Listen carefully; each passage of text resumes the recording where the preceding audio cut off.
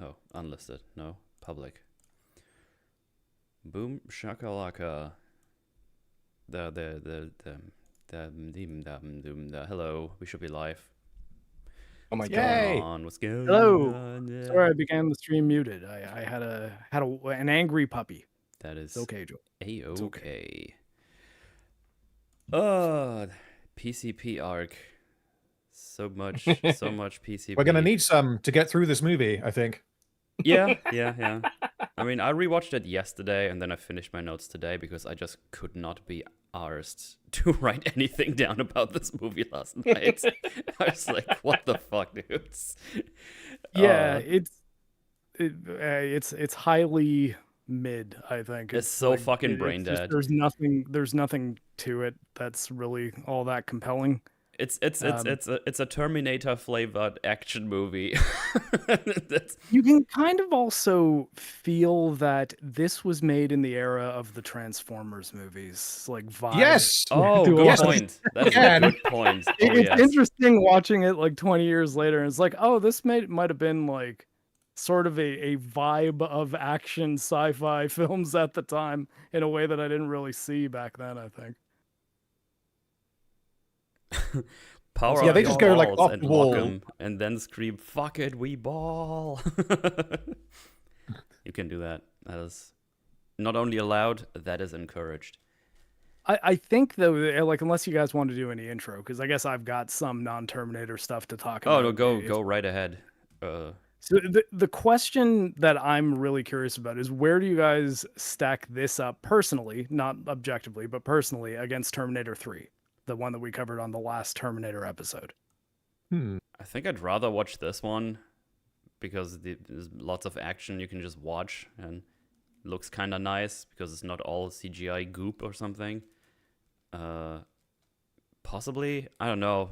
They're kind of same-ish for me in terms of feeling. I think this one has a problem where I'm looking at the world building and how retarded they make Skynet in this movie. Yeah. Oh god, we'll get to that. It's actually kind of neat covering this movie after our analysis of the Resident Evil 9 plot, where you're just like, but why is the villain's plan so silly when there's so many means to succeed prior to executing the big like reveal of the plan? Yeah. But yeah, I think I'm on the same page as Metal though. I think ultimately I do like this movie more than Terminator 3. I think if only because it still takes itself seriously. I also really like Anton Yelchin as Kyle Reese. I think that it's a good performance, even if the writing is strange in regard to how he both enters the movie and functions within it. But yeah, Cree and Random, what do you guys think about that 3 versus Salvation question? You want to go first, Cree? Sure. I'm still trying to organize my thoughts on it because I literally saved this for the last minute. I finished watching it like 15-20 minutes ago. I don't know. It's hard to say whether it's better or worse than 3 personally. Where it's like, yeah, they're just kind of in this pit of I don't really want to watch this again. They're fine if you don't think about it, but that's not how I go into anything at this point. Yeah. Yeah, so I've changed my mind after whatever I said on the T3 one, because I had seen Salvation once prior to rewatching it for this stream. And what I previously thought was that Salvation was like an okay movie, but not a good Terminator movie, because it is structurally very different to the other Terminator movies. And I seem to remember saying that it was definitely better than T3, but it was a worse Terminator movie. I now think that this is definitely a worse movie than T3. No, yeah. I guess we'll find out by the end if I still think that. This has stupid dialogue throughout the entire movie. It sure does. Yeah, it has a plot that relies entirely on luck, and like, yes, T3 does as well, but T3 I found like so much more entertaining than this.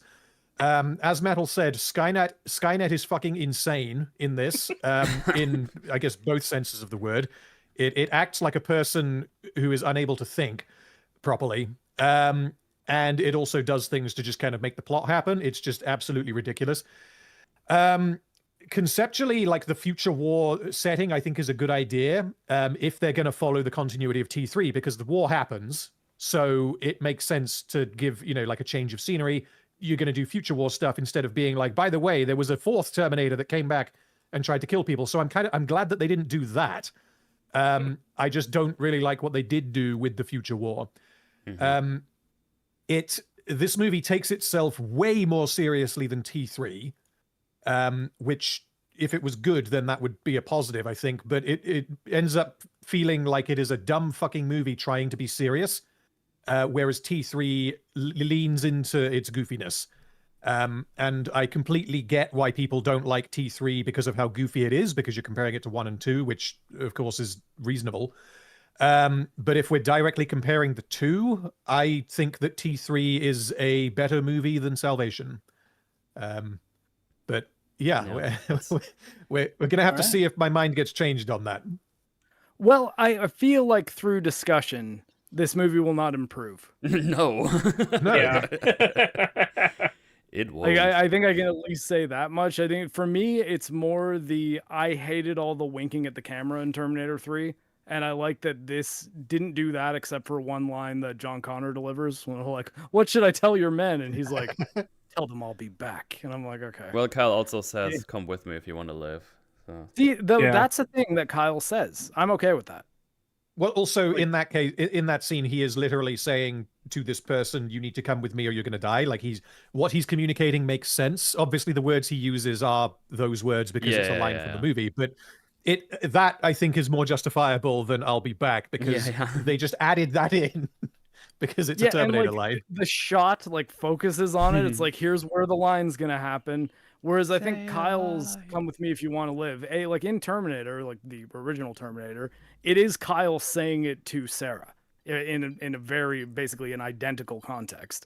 So at least it's his line. It's not like the Multiverse of Madness, Peggy Carter saying like, "I can do this all day," where it's like, okay, that's not a thing you say. That's a thing Steve says. Like, why would you even think to say that?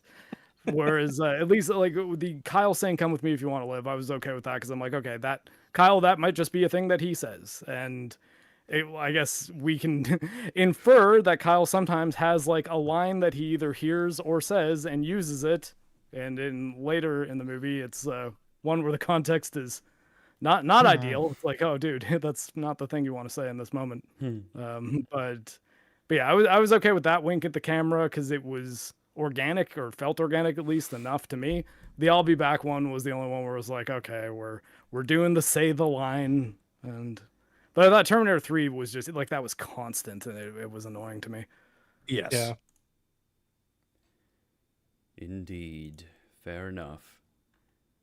I mean, is it worth asking what the best part of the movie is, or would that be I mean, honestly, I think it's probably Kyle talking to Marcus about the Resistance jacket.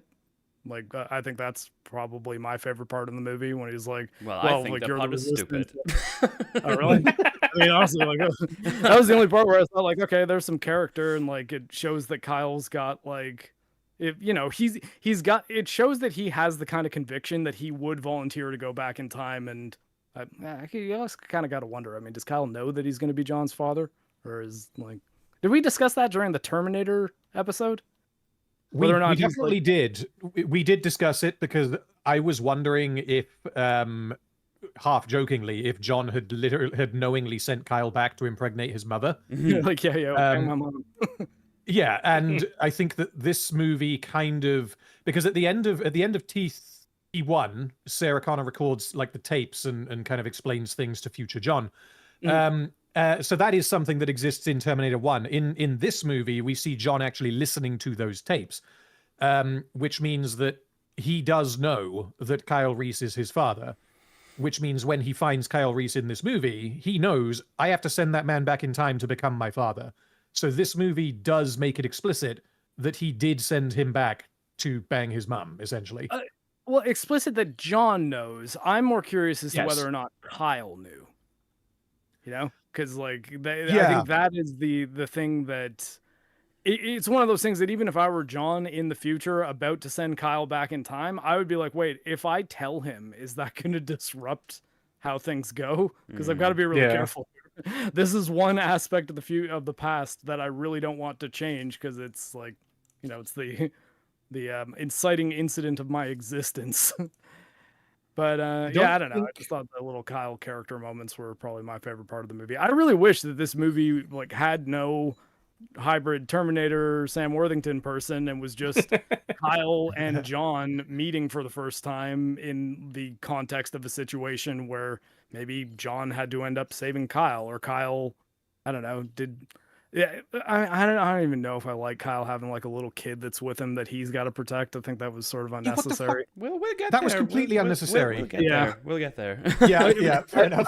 I wanted to make that clear before I said something, or maybe Kyle trying to protect someone through the movie to have it feel more like a Terminator movie and make it, yeah, Kyle Reese protecting a person over a journey against Terminators. That's the thing he does. Cool. But then I realized like, well, he kind of did have a person to protect, and I wasn't crazy about that aspect of the movie. So yeah, I've got things to say about this film. So Yeah. I'll try not to ramble too much.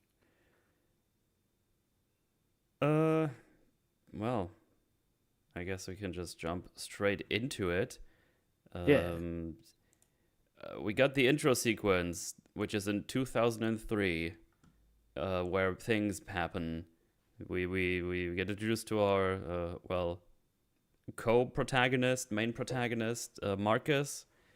He's like guilty of something, like his brother and two cops are dead. What exactly happens, I don't think we ever learn, but he's got the death penalty. This lady comes in, which name I already forgot. Helena Bonham Carter. Yeah, that one. And Helena Bonham Skynet, I guess we'll call her. she's like, hey, you can donate your body to a noble cause. You get a second chance. It's like, no, I don't want a second chance. You just want that so you can treat your cancer or something. It's like, no, this is for humanity.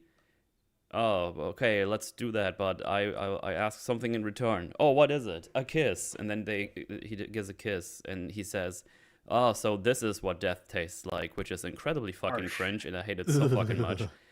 Extremely it's harsh all- thing to say to a cancer patient too. Like, holy shit. Yeah. I guess I I was- understand because he was probably going to sign it anyways. I'll cooperate with this for a kiss. If you're on death row, it's like, okay, well, whatever. Yeah, I guess he wanted a kiss. That's fine. But man, yeah, that line made it venomous in a way that was Yeah. not compelling and did not really make me like the character very much. No, I like the idea of them sort of being ambiguous with, why is this guy on death row? Like, did he actually did he murder 3 people or whatever? Yeah. Because that then means that there is, in theory, some ambiguity later in the film as to whether he's a good person or not. But yeah, the whole this is what death tastes like thing, that just feels like the film is trying to be clever, and Yeah. that's fine if you are clever, but if you're not, it's cringe. Because I mean, literally kissing someone who has terminal cancer doesn't taste like death, and if it did, then kissing like your 90-year-old granny would also taste like death. So I mean, I don't. Yeah. Yeah, incredibly Yeah, stupid. I was already checked out of the movie at that line. I was just like, oh, fuck, this is what it's going to be. You can't check out of a movie that you have to analyze on a podcast. It's not allowed. No, I still paid attention, but at that point I was just like, fuck. Also, what do you mean? I've been doing 186 episodes like this. Oh, okay. Well, I mean, if you make it work, what do I know? Yeah. Why am I dialed into all the bad movies that we have to watch? This? Wait, you actually I mean, I watched could've them? just What? checked Yeah, no. Yeah, not a great start for sure. But he puts down his thing, and then they put him down with syringes, death syringes, and yeah, Lethal injection. lethal injections. And he gets put down, or is he? Yeah. So I don't know. I feel like I don't know. Actually, I don't know really if I should put this here or later where we see him for the first time. because they try to do like this mystery, because he's gonna be back soon here after our first action set piece, and he's gonna be running around. And if you've ever seen a movie before, you're like, oh, so he's a robot then, obviously. Yeah, and So- this is honestly one of my first major, actually, I'll go as far as to say major problem with this movie, because later on in the film, the scene, not to jump ahead too much, but it's relevant for this point. Yeah. The scene that's in the trailer, which also I think was a mistake, but I mean, it almost didn't matter because of the problem I'm about to illustrate. The scene with him and John, where he says like, "What are you?" and he like looks down and screams and realizes he's a Terminator. So they were not hiding that card at all. No. And No. but that scene, in that scene, it's treated like this is where the audience is finding this out. Yeah. As far as like the way it's shot, the way it's like staged and everything, the Marcus's reaction, like all of it is this guy is a Terminator. Oh my God, big reveal. And the death row scene steps on that immediately because like off the bat, this man hasn't aged since 2003. If you even for a moment think it's the same guy and he's just because we jump straight going from up here. 2003 to 2008, and when we see him, it looks exactly the 2018. same. 2018, so it's Well, 15 years, and yeah. it's like they don't Yeah. make him look any different at all. It's just like he woke up the next day and the Judgment Day happened 15 years ago. There's I have a fuckload of problems with this, and I'll probably save those for that scene. Mhm. But just what I'd want to say now is that the film doesn't make it clear kind of exactly what Sam Avatar's character is. Because he I don't think that we are meant to believe that it's literally the same brain or whatever, because they kind of make a big deal out of, oh, he has a human heart that's like powering the machine. Yeah. Why? I don't know, and we'll get to that later. But Oh yeah. does he have a brain? Does he have human organs, or is it just the heart? Like, we don't know. So Well, I mean, they do say that, but you're saying that like at this point in the movie we don't know. well, no, what I'm essentially saying is that the fact that he kind of wakes up and miraculously survives an explosion doesn't necessarily mean that he should realize that he is a machine at that point in time, because he's not going to necessarily remember what happened to him when he was on death row if he is like a digitized version of his consciousness that's just ones and zeros. He may have been essentially like memory wiped because in the process of being converted into this thing. Yeah. We, I think we the just problem don't is know. not really that he doesn't realize. The problem is that we as an audience immediately know. It's like, oh, obviously, Yeah. he's gonna be a robot. But Yeah, the way like, they this- treat it this is- throughout the movie is because they give like little shots when he punches someone and it looks way too strong, or he gets yeeted and he just shrugs I mean, it off. like the Shit like this. the It's like, action oh, scene. That's weird, huh? It's Oh my like, yeah, not really. Yeah. Because he like, how does he accidentally not punch holes in people? Yeah. Would be one question. He falls how out does- of the sky. Yeah. And Yes, lands how and does he do rolls like that? 20 times. It doesn't even have a scratch on him. Like if I were him, I'd Yeah. be like, wait, okay, hold on. How? I'm How did invincible. this? Yeah. Like, Indestructible. can I feel pain? Like I would start doing tests immediately. But like, even more basic than that, like, does he get hungry? Does he ever try to drink anything? Does he need to poo? Does he does he need to breathe? Because if he's a robot, then the answer is no, right? Because he doesn't have lungs. But then he has a heart, which suggests that he has blood, so maybe he does need to breathe. There's just so many fucking questions with how this works. Yeah.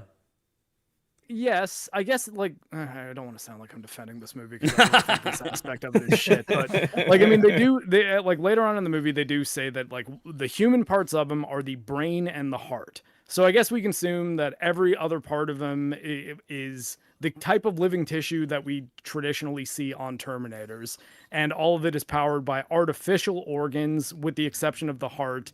And a combo brain. He's got like a double brain. He's got a bit of a robot brain as well as his human brain, and two cortexes.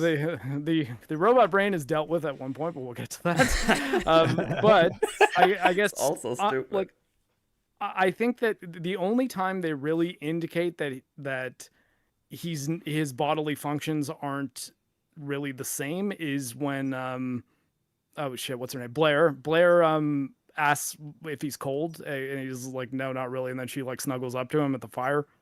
So it's like, I guess like he could be like, no, I'm not cold, even though it's clearly nighttime in a desert and it's cold. But he even doesn't really make that much of a note of it. It's just he's sitting far away from the fire and doesn't seem to mind. So yeah, no, they don't. In conclusion, they don't do much with him even thinking, hey, maybe there's something up with me in the slightest. Yeah. And they probably should. There's one thing I want to point out too, is there's a couple times where there's like everyone else is eating when he first meets Kyle Reese and they're on the roof at night. And when they get to the gas station and the old woman is like, no, feed the child before we send them away. And they offer him food and he just doesn't take any, and it's never addressed. It's like, come on, you have to do something with them. And they just don't. Yeah, they just have him like always refuse food, but never think, why aren't I hungry? Like, Yeah, I have not eaten since I woke up, and I'm not even a little bit hungry. I feel totally fine. That's probably why they didn't do that though, then, because if they have him repeatedly refuse food, like to the point where someone is like, no, you need to eat, and he's just like, I said, I'm not hungry. You know, the more attention you draw to it, the less plausible it becomes that he doesn't find this weird. Also, so someone in chat says maybe he's programmed not to notice. So in a better movie, yeah, that might make sense. The problem Interesting. is You mentioned programming him to do certain things sometimes and react to certain things in a way. Interesting. The plot of this movie requires that he realizes that he's a robot. That has to happen. And there's a lot of problems with that later. Yeah. So, great start. Anyway, this action set piece, just real quick. I mean, visually, I don't mind it at all. It looks pretty good. Looks to be a bunch of physical props and everything. Actual explosions, I think. Unless I've been tricked. But, looks pretty good overall. It's they're raiding like some Skynet facility or just a Terminator facility with like lots of dishes, satellite dishes, because there is some kind of thing in here that they need to fight Skynet again. So they go check it out. And we learn here that John Connor, who we now going with, he is he's just a soldier on the ground fighting, and apparently has like all these missions, and is just a badass. And I already have questions. I guess I'll just run them by you because I'm just curious about these. First of all, is it sensible that he's just soldier man and not even in any commanding position higher up at all, considering where we feel like we were going to? Because obviously, from whose perspective? From his perspective, or no, just in general. Like, I just found it weird because I didn't remember this at all. That he's just soldier man. I guess towards the end he's gonna be the big leader man, because he seems to be, I don't know, he seems to be like a growing legend in this, and he has like, he kind of has like big commanding powers, even though he isn't, which we get to later on. But so the film is like they try to account for this by saying, oh, John Connor is the prophesied savior of the human race, but some people don't believe in the prophecy. Yeah, and I actually... Which, I mean, honestly, reasonable, I suppose. Kinda. I think my problem is more so with, like, oh, he's a prophesized leader. And it's like, well, no, there's this very specific set of circumstances where they sent Terminators back in time to kill him. I don't know why that would spread necessarily as a prophecy, rather than him naturally coming into a leadership position with his experience and knowledge that he's been trained for by his mother for most of his life. Yeah, that's that's a big one, right? Like he would absolutely organically rise to the top of any post-apocalyptic command structure just by virtue of the fact that he knows so much about the enemy and understands how to kill them better than anyone else. But that's not really addressed. It's more they like I don't really like the way they use the term prophecy. And he's like, look, it's not a prophecy. You don't get it. Like one of these things tried to kill my mom. One of these things tried to kill me, and it was a crazy fucking liquid one. That, like, trust me, be happy we're not dealing with those guys yet. And like that's how I was born. Like I understood. Like you've got to believe me. At a certain point, they developed time travel technology, and that is the reason I exist. It's not a prophecy. It's just what happened. So I kind of don't like that he even entertains use of the term prophecy. Yeah. Like it's not. Look, she didn't hear it from an oracle. Okay. Like Yeah. It becomes like I have tangible experience with these things. It becomes more problematic here in a second, though, because right after this mission is concluded, and I'll jump ahead like a couple of minutes here, because he goes to command, which is in the submarine, where they first say, no, you don't get to be here, but it's like, yeah, but I'm just going to jump in the water, so you have to pick me up, and that works, apparently. Yeah. Oh my god. Yeah, Which is I was thinking that too. Yeah, which wasn't even the point I was about to make, but they talk in here. It's like, yeah, you gotta be debriefed. It's on a need to know basis, and he just says, yeah, but I need to know. And then there's one guy on the table is like, okay, anyway, so here's everything that's gonna happen now. It's like, okay, cool. So we have this thing, the signal. It can deactivate guys, whatever. The thing that's important for the whole why he's outside fighting, they tell him about, oh, by the way, we've intercepted a kill list with all kinds of people in there. You're number 2 on this kill list, by the way. Anyway, go outside again and do more missions for us, which is fucking insane, because everybody thinks he's like the savior or whatever you want to call it, and he has like all this information. He is number 2 on this list. Skynet is said to be basically in everything, and is like, I don't know, they can scan shit. They have hunter-killer drones everywhere. They can find people pretty easily. And if you send them towards their facilities and they can see, like, oh, there's John Connor. He's number 2 on our list, by the way. Let's just fucking kill him and follow him right away. So they make him a very, very easy target throughout this movie. But because the movie needs to happen, nothing happens to him, obviously. Yeah, I guess we'll get to the any Terminator device, any Skynet device can scan a face and immediately know who it is. Like how the fuck do they know Kyle's face? How? He was born after the apocalypse. He doesn't have a birth certificate. They got it from his like dental records or something. I don't know. Like, when has he been to the dentist? There are no dentists. They all we're got not new. dentists, you know. You got to chew bamboo in this future, I guess. I don't know. Maybe one survived. Maybe they scaled back his age from a police report from Terminator 1, and that's how they know. Just remind me, what date, or what year at least, did Judgment Day end up happening according to T3? Was it in 2004? I believe so. I thought it was 2003, but either way, like, hasn't Kyle's story always been that he was born in this world, that he never ever knew the, like, I mean, I guess they don't specifically contradict that. Like, as far as I know, Kyle was a person who has never known anything but the Terminator apocalypse. That has always been his world.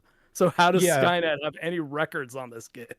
So near enough that's going to be accurate, but I don't know how old Anton Yelchin was when he did this movie, but I don't think John Connor is meant to be 14 years old. Sorry, Kyle Reese is meant to be 14 years old. He's young, but I don't think he's meant to be that young. Mm-hmm. I don't know. I mean, I was pretty sure he was supposed to be like 15, 16 max. I mean, if that's the case, then yeah. But thing is, even if that's the case, and he was like 2 or 3 years old in 2004, then that would mean that everything he knows is, you know, post Judgment Day. So I think that works. But yeah, them having his face is insane. Oh, that's another, like, because even if we are going by the teeth, like, those teeth would have fallen out if they. I mean, like, I have a lot of trouble just imagining that Skynet has facial recognition records on this kid. Like, it seems strange. And if they did, it's like, how did he even get to that age, the age that he is here? Yeah, there's a couple of things I want to mention that just going off of what Metal said. So probably the dumbest line in the movie, I think, is in this scene here, where they're kind of discussing how do we kill Skynet, and one of them says Skynet is a machine, like all machines, it has an off switch. Like, fucking no, that's not how that works. I thought we established in Terminator 3 that that's exactly the problem. It does not just have an off switch. Yeah. Skynet is essentially like data that has spread through a global network. You can't just turn it off unless you turn off everything that could possibly have come into contact with it.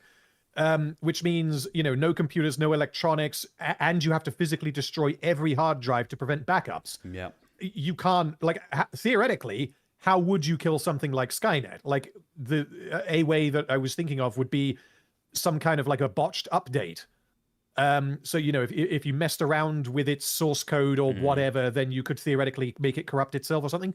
But you can't just turn it off. And I get that this is like oversimplified, like military speak, where he's just trying to think about it in a case of, well, this is enemy and we're going to switch off the enemy. Like, that's fine. Yeah. But I think that it's dumbed down way too much, especially given that we're talking about, again, Skynet. It's not a machine. It's an artificial intelligence. And this guy would have to know this. You would think so. You would definitely think so. Anyway, going back to this underground facility, they they destroy a whole bunch of stuff, and they decide to go inside. They gonna trot through some water, which is like hip high. Somehow they don't realize the big massive robot they step over, and they get surprised by it from behind. And I found that quite funny. Interesting enough, they can just shoot it to shit with their normal rifles, which is interesting because later on a 50 cal doesn't work as effectively or not as fast as you would think against a half a Terminator. That was a kind of It's really fucking funny because it's played like a horror movie jump scare when it jumps out of the water after they just walked on top of it. How is it fucking hiding down there? And it's what's huge. funny too, yeah, it's massive. It's huge, and what's funny is it doesn't even attempt to shoot them. It just pops up and he's like, hey guys, and they all just blow it away. Peekaboo! Yeah. Oh god, they're shooting me!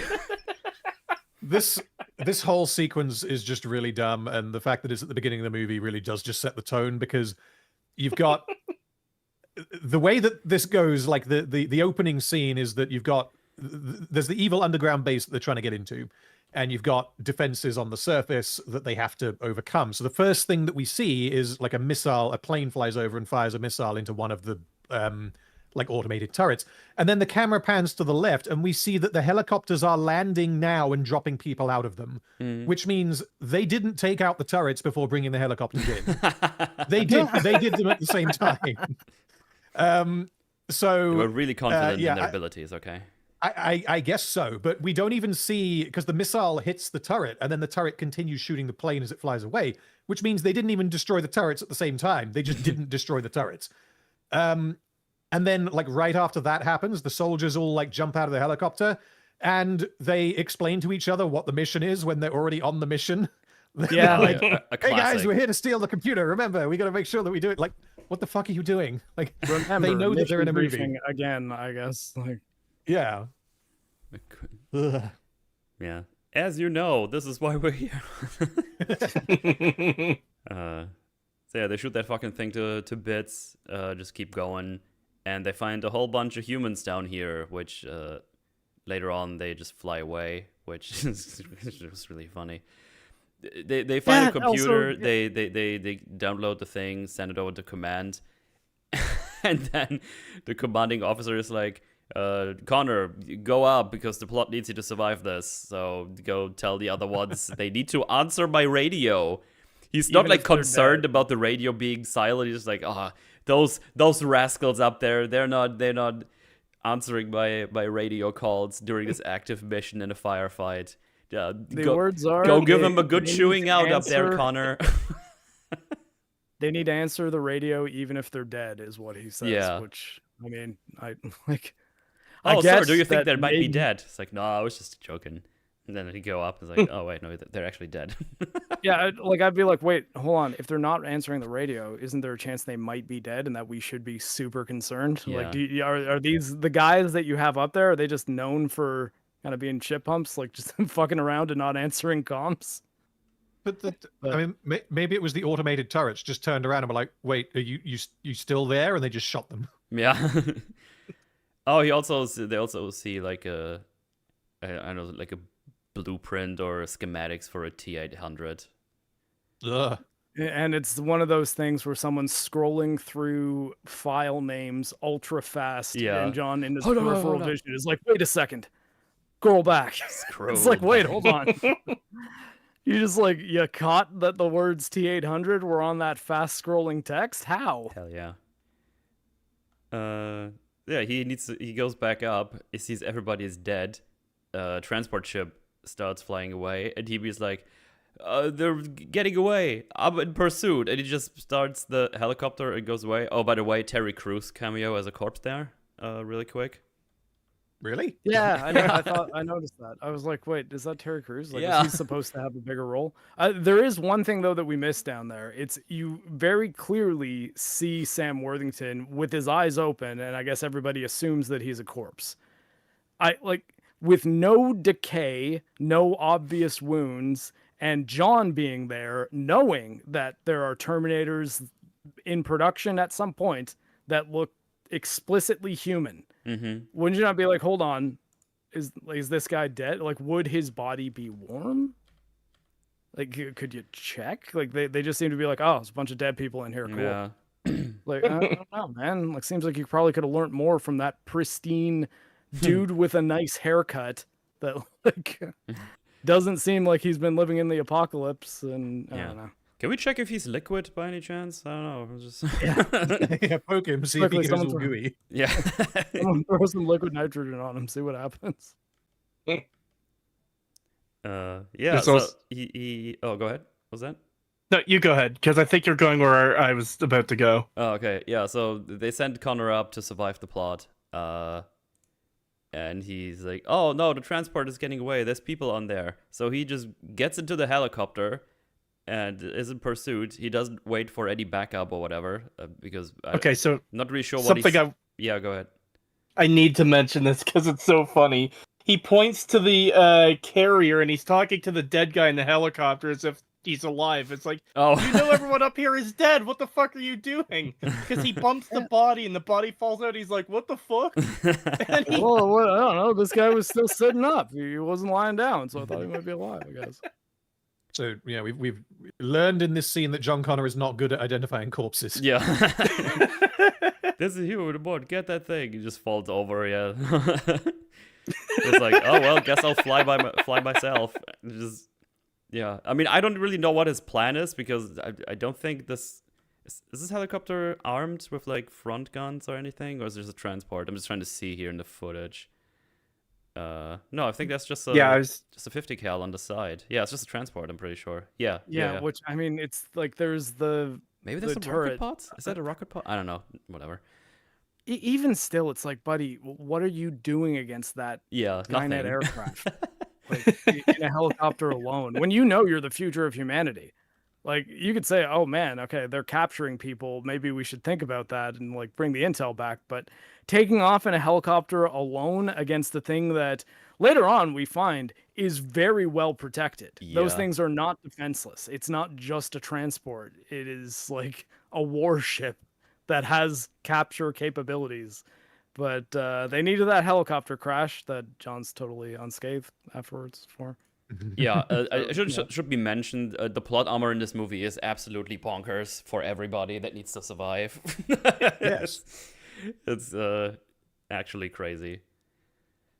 And I mean, hey, if they hid the Marcus as a Terminator hybrid thing, then maybe his plot armor could be like, oh, like, it would have been a reveal like, I guess that explains his plot armor. Mm-hmm. He's not just invincible human.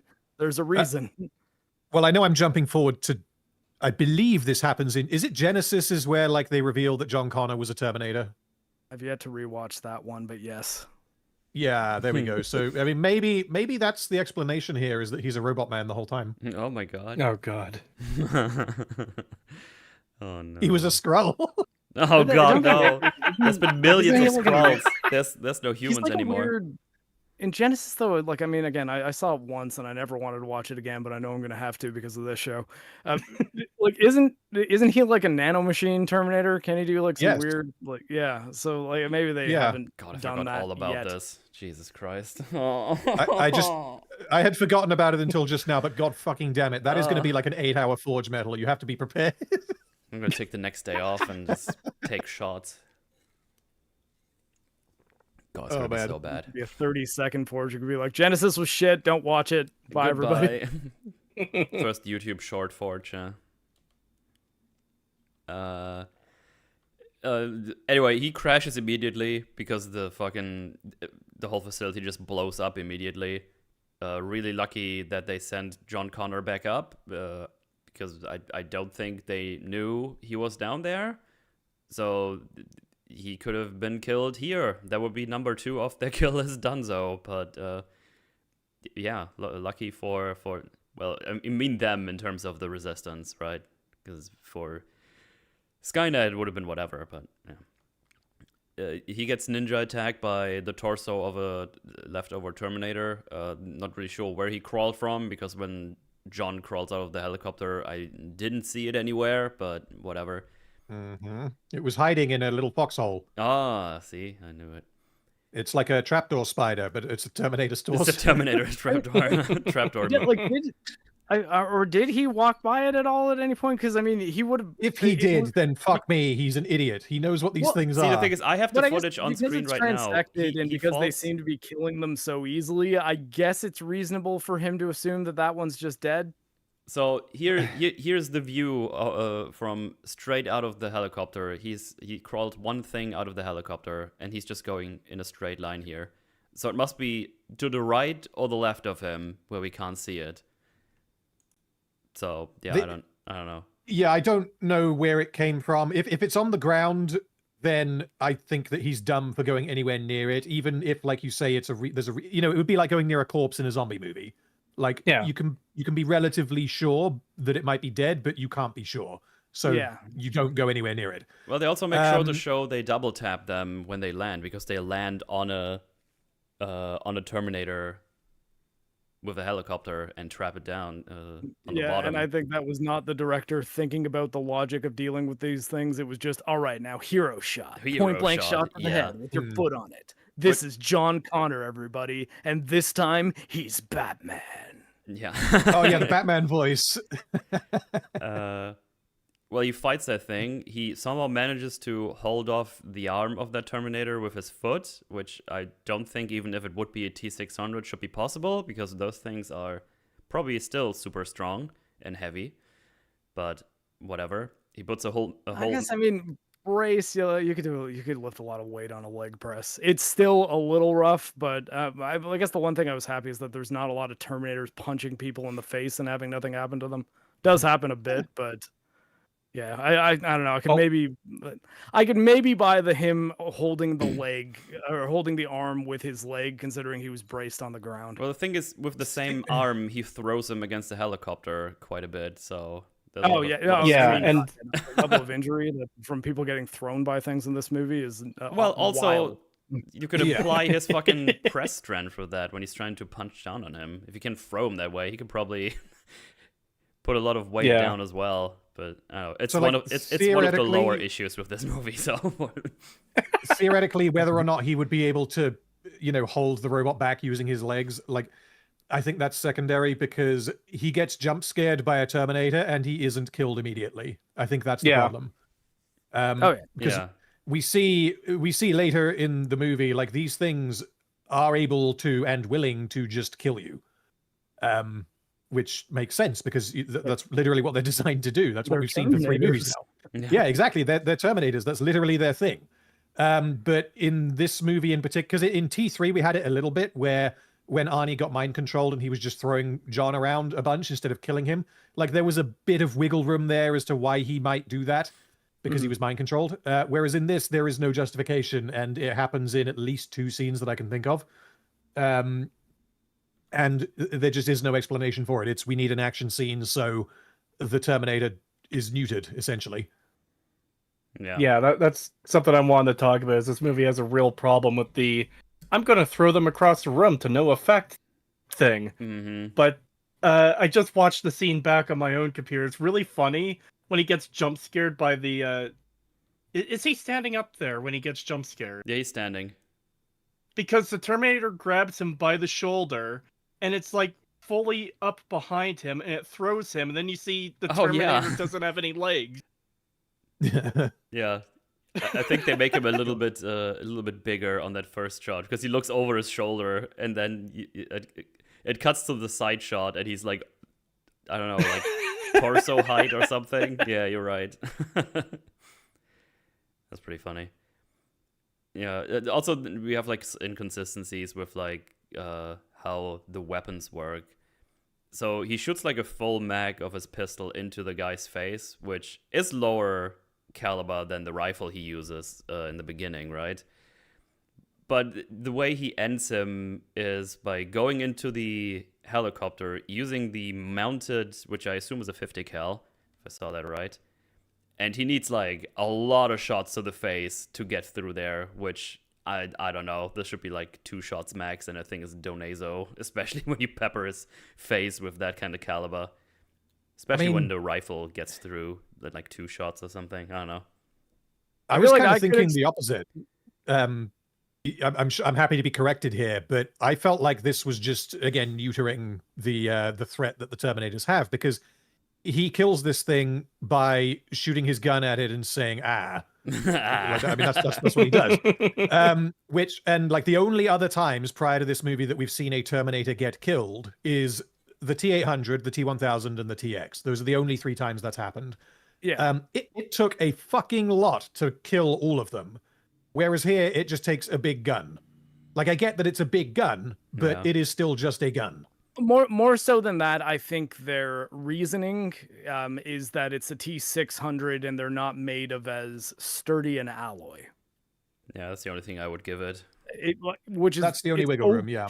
But I kind of wish that they would do more explaining why they're not using like plasma weapons or anything like that, and that they're just saying, hey, we've designed these armor-piercing rounds that they can get through a T-600, but you got to make sure it's a straight shot. Like winging these things, it's just not going to go in. Like you got to hit the point directly on flat metal to kill them. But there's no conversation like that at any point. It's just no, they're zombies. I mean, the other thing would be to do similar to what they do in the Matrix sequels, having like, well, not even the sequels, the original Matrix does this as well, having like EMP type weapons. That would be an option, or having, specially crafted bullets that are extremely rare. So they're very limited in supply, so you have to be, sure when you fire it.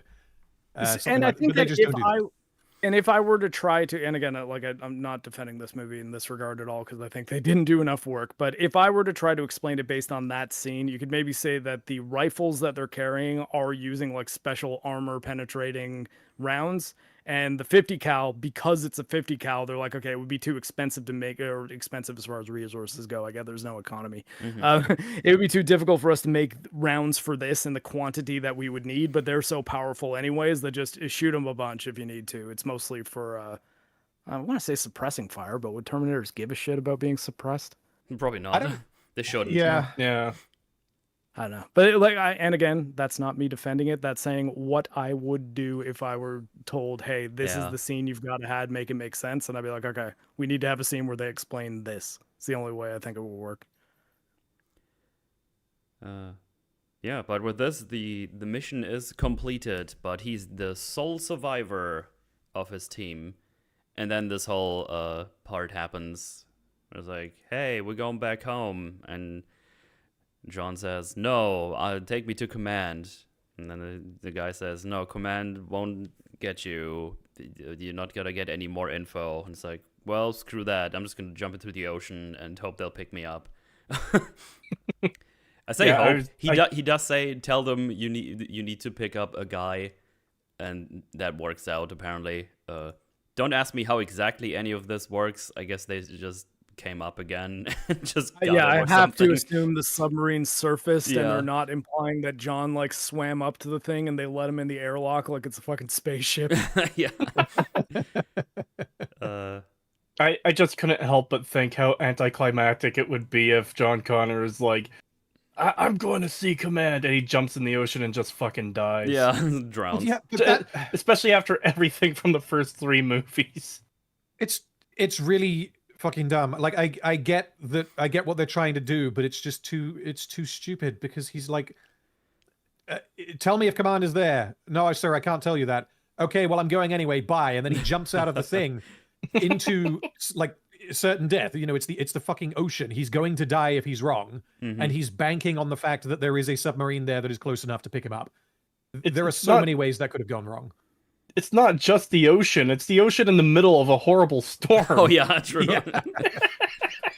Like, John, you idiot! What are you doing? We can't surface in this weather. And he's like, oh, whoops. You just hear like.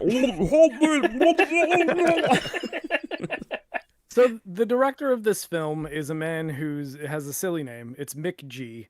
And he was most famous prior to this film for directing the Charlie's Angels films. And I don't know why they decided, hey, a guy that's really good at making stylish but extremely silly movies, let's get him to make Terminator. And I think that a lot of the sequences in this movie were just like, oh, this will be so cool, and less about it. This will make sense. So I don't even know if in the script it said it was a raging storm, or if it was we don't even see the submarine surface and he just jumps into what seems like the middle of certain death. But yeah, there's a lot of, okay, I think this guy just was like, yeah, and it's a raging storm. And I mean, do we want to talk about why Command is on a submarine? Like, Oh, of course, yeah. Destroyable. They're all on the same submarine too. It's very cool. Isn't it a great idea? They can't really find them immediately because they're underwater all the time. And now they're all just chilling here and do their commanding stuff underwater. It's very lucky. There's a lot that can go wrong in a submarine, is all I'm saying. Oh, Right? like what? Name like one thing. I mean, a single just wanna torpedo say- can eliminate the entire command structure of your military. That's a pretty big one.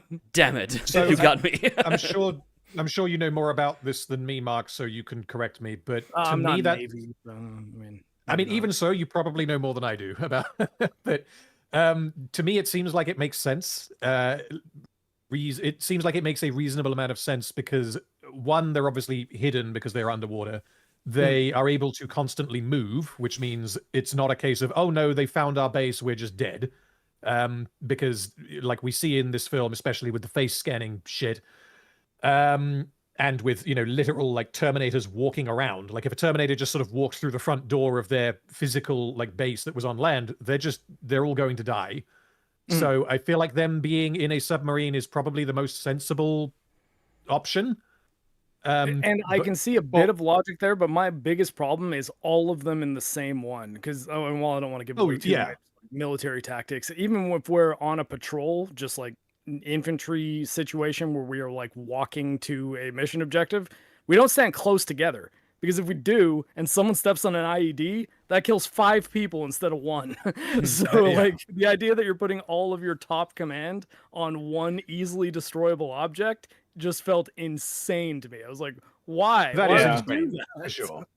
Like, You created the hardest target possible. Like, The thing I wanted to point out too is it's really lucky for them that Skynet doesn't have, any kind of underwater robots or specialized for that purpose or anything. Huh, funny you say that. Well, if only they had cyber eels. That shoots through metal like paper, by the way. That'd be neat to see on film, I guess. That'd be cool. Why don't we put cyber eels in the movie?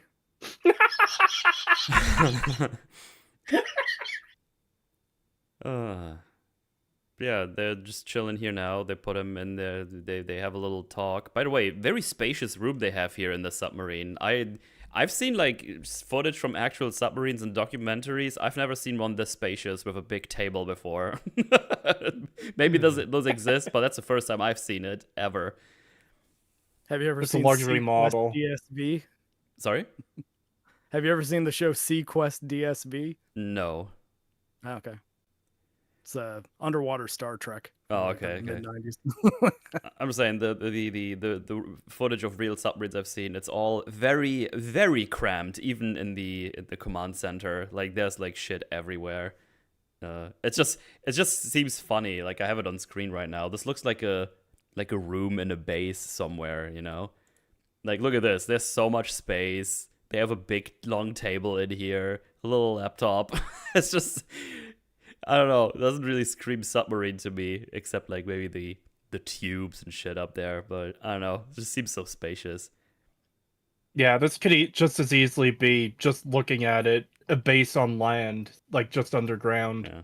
I mean, those could exist. I don't know. I don't know enough about submarines. I'm just saying I guess just knowing what I know about Terminator, like the idea that a lot of their shelters are like dug into subway systems and things like that. To me, have a bunch of those and move around in tunnels, and I think that might be your best bet. Mm-hmm.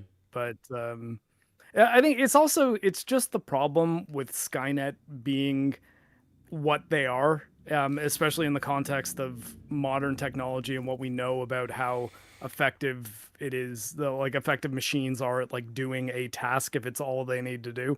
Whereas in like 1984, probably had a bit of wiggle room, like you didn't have things like the internet to compare information sharing with and stuff like that. But yeah, it is a little ridiculous that they're not found even in the submarine, but I think my biggest problem with it isn't so much the submarine itself, and it's more all of command being on the one easily destroyable vehicle. Yeah, put them all in the same place, for that's sure. insane. And even vehicle where it doesn't even have to be the enemy that destroys it. Like, you get one guy who falls asleep on his shift, and that could be a real problem for a submarine. Well, or one of the aforementioned chewy robot eel things just pokes a hole in your submarine. Everyone's dead. Not even adding those to the equation, but yes.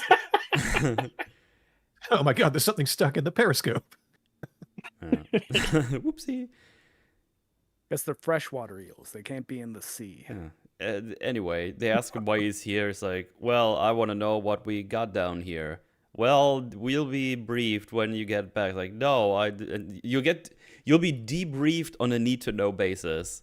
And as I already said, he says, well, I need to know my people died down there in that hole. And then the guy, like one of the guys on there is like, okay, anyway, so do you know how they communicate via short-term transmitters or short-wave transmitters? Well, the signal we found that like turns it off, so that's cool. And then John says, oh, cool, give it to me, I'll do it. And they're like, okay, there you go, have fun. And they send him back. Figured out 5G. They're still using 2.4 gigahertz. Yeah. And on the way out, it's like, oh, by the way, we intercepted like a kill list, and you're number 2 on that list. Also, Kyle Reeves is number 1. And he's like, that's the guy I've been looking for. What? That's crazy. And, like, right off the bat there, and like fucking Sam Fisher, Michael Ironside. Michael Ironside, yeah. Yeah, he is. He's the one that least believes that John is who he says he is, and like his origin is what he says it is.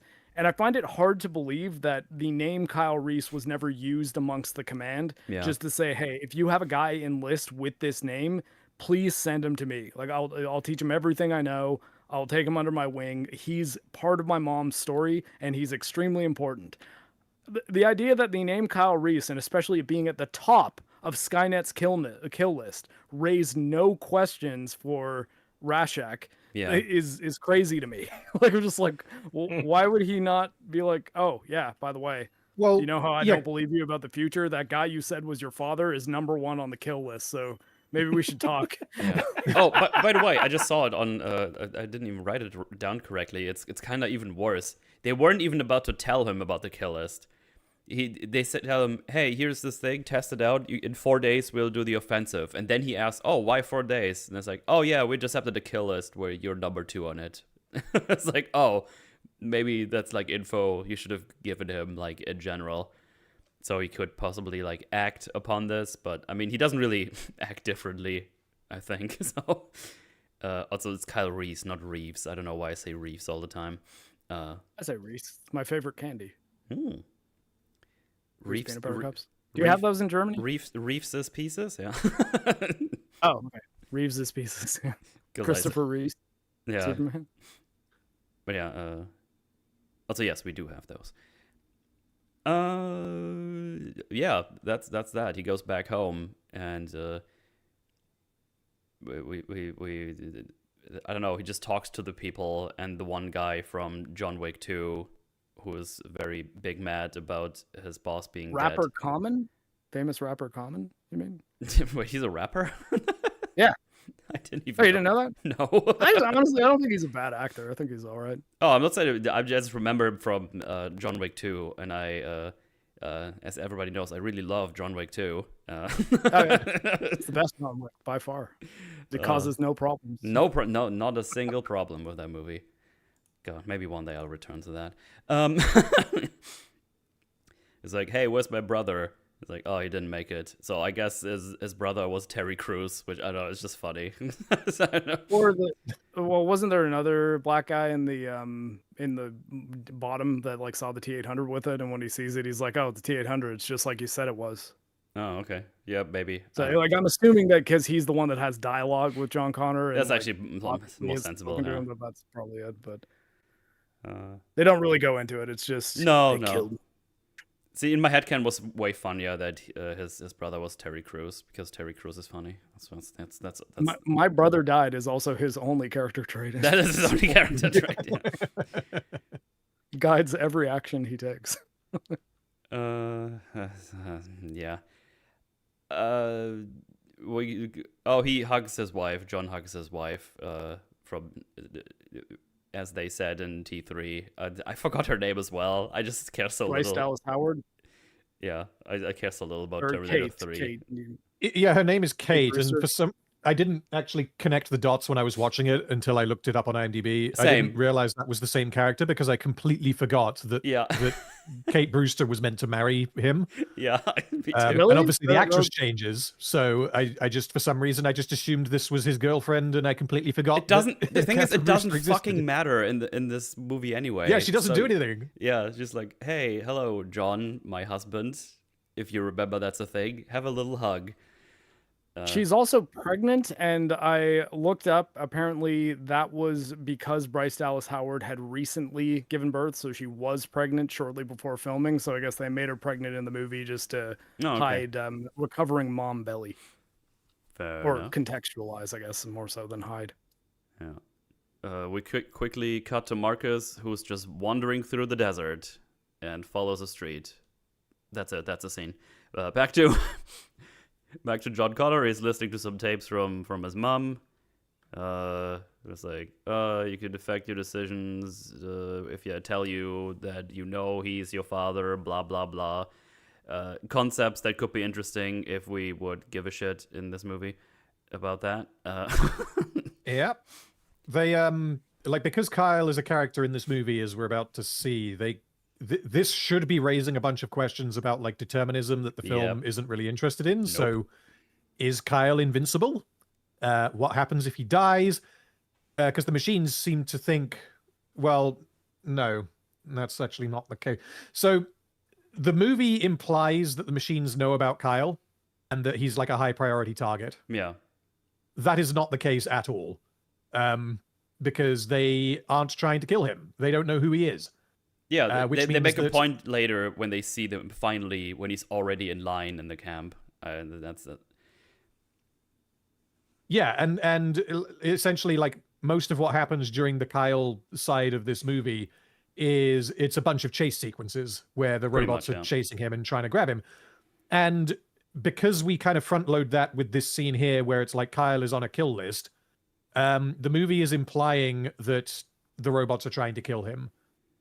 But they don't do that. They explicitly do not kill him. My God, do they not? Yeah, they go out of their way to not kill Kyle. Like, it's wild that they have a scene saying that he is #1 on their kill list. Yeah. Their kill list. They heard the name, that he might be important. We have no idea how he looks, maybe, possibly. Yeah. At least we shouldn't. So he's #1. Just find him, I guess. Somehow. Which doesn't work because you have them doing the face scan thing, and then after that you get a bunch of chase scenes, and then it's not even that the robots aren't trying to kill him, it's that they go out of their way to not kill him. Yeah, like we see that at least once. They save him. I don't know why they did that. It's all part of the plan. But it's insane. It's super dumb because like at the end of the movie they kind of do explain it, and I have like I have a full list of how fucking stupid all of the things are. They for the third act. Yeah, no, just in conclusion is to actually everything. Critical to how stupid Skynet's plan is. Yeah, in more than one way. Like it's. Yeah, I'll go through all of that again when we get to the big reveal when he talks to robot lady, AI lady. But first, Marcus gets to LA. He's like, oh wow, this looks just like when I died. Joke about LA being a shithole. Funny, I guess. I don't know. I don't even know. Anyway, we can cut this. We're live. We can't cut anything. Shit! He gets here, he sees a human-ish silhouette, and he's like, hey, what's up? But it's a Terminator. And the Terminator unfortunately misses all 700 shots out of his Gatling gun he shoots towards him. And he doesn't get hurt or destroyed. Which also means they don't realize here that he is a robot either, which is kind of funny. Which now just actually adds to my retardation list for Skynet. Well, it's also extra funny that fucking 15, 16-year-old Kyle Reese is able to tackle a human Terminator hybrid off his feet. Well, his Terminator powers haven't activated yet. He still thinks he's just human, so he's programmed to react to a teenager body checking him. Dude, it would be so funny if he tried to tackle him out of the way. He just bounces off of him. It's like, oh god. It's just like, boom! Oh my god! What the hell are you? He tackled a telephone pole. Yeah, they have a scuffle with that, and they've prepared traps and everything. They immobilize him for a little bit, but he gets back up. The Terminator shoots off. This is a T-600, by the way.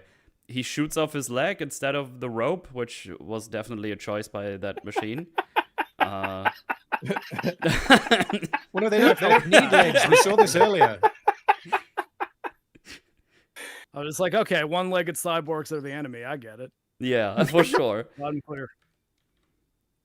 Yeah, I don't know. He does that, then he follows them around. Yeah, he shoots his fucking foot off. It's so funny. He follows them in there, and they manage to position him exactly in a way that they have, like, I don't even know what it is, like a big machine thing. No, is that wait, that's the under part of a fucking train, isn't it? Those are like the rails and shit. No, wait, the rails is what they're on, the tires. Is there like a special the things are wheels attached to? Are they just wheels? The frame, I guess. The frame. No, of it's a like train the car? wheels. For some reason in my brain I thought they have like a special name, but I guess it's just the train wheels. I'm gonna Google it now. I mean, like, I'm sort of okay with Kyle being like, how the fuck did they get this up there? Okay, that's a problem. Maybe they had a winch of some kind. But I guess what I mean is the idea of, instead of him just having one of John Connor's incredibly effective guns, he uses traps and like tries to think of ways they could actually functionally put one of them down for good that are a little creative, I guess. Logically a little questionable, but but that's not even my. He doesn't punch one. I'm happy about that at least. That's not even my favorite bit, because the Terminator has an iconic Predator moment where the Gatling gun keeps shooting, but it starts tilting towards its head, so he shoots himself in the head. Yeah, another very stylish shot that I'm sure the director is very happy about. Yeah. Anyway, they finally the trio, they're together. Woo! It's Marcus, Kyle Reese, and the child that is mute. Little mute girl. I don't. So first of all, he holds him at gunpoint with one hand, the shotgun, even though he had like a proper grip before. That was also an interesting choice he made there, which then sets up a thing we do in a little bit, because he just gets the gun. He says, "You better be ready to pull the trigger when you point a gun at someone." He parrots that later on, which I found incredibly awkward. Yeah. And now Marcus starts to ask all these questions. What was that? What day is it? What year is it? Where the fuck am I? And he just keeps explaining to him, and it's not even like, wait, why do you not know any of this? It's like, yeah. It's weird that there's no question of, like, what fucking rock have you been living under? This has been the world for the past 15 years. How do you not know any of this? Mm-hmm. I mean, and it would not have been very difficult to have him be like, look, I all of a sudden woke up in a burning field and I have no idea what year it even is. Like, as far as I know, it's 2003. What's going on? Yeah. And that would have at least, like, I'll be like, okay, well, I guess we we got to try to figure out why that is, but here's what's going on. But it's just more like he answers and he's like, I don't know. You had to have your fish out of water character, I guess, and you can. It's just where Sam Worthington was being put in things. So, well, before they can continue their Q&A, a hunter-killer drone arrives and they hide. It's like, that's because of you. They're here. And then they get the name reveal. What's your name? Kyle Reese. I know that name. Anyway, most important question. The fuck is that kid here for? Yep. Like the whole movie. All she does is give people... Why does the hunter kill... She gives people... Oh, yeah, go ahead. I was just going to say, why does the hunter-killer fly over them, identify them, make Kyle understand that now they know we're here, and not try to kill them? That's also a very good question. Photographer. They're on a roof. It is an aircraft. That is ideal hunting ground. So, yeah, that kid, she's not even like a Grogu from Arcane, because she doesn't do anything. No, all she does is she sometimes gives people a gun or like a grenade to put in a gun, and at the end she picks up the detonator, the remote detonator. I think that's the extent of her usefulness in this movie. I think that's about it. Like, because usually, you know, if this was like a piss poor copy of something like Aliens, for example, there's obviously a very clear reason why Newt exists in that movie, and if you were going to make like a poor man's imitation of that, then you would use the child in peril thing for stakes. This movie doesn't do that.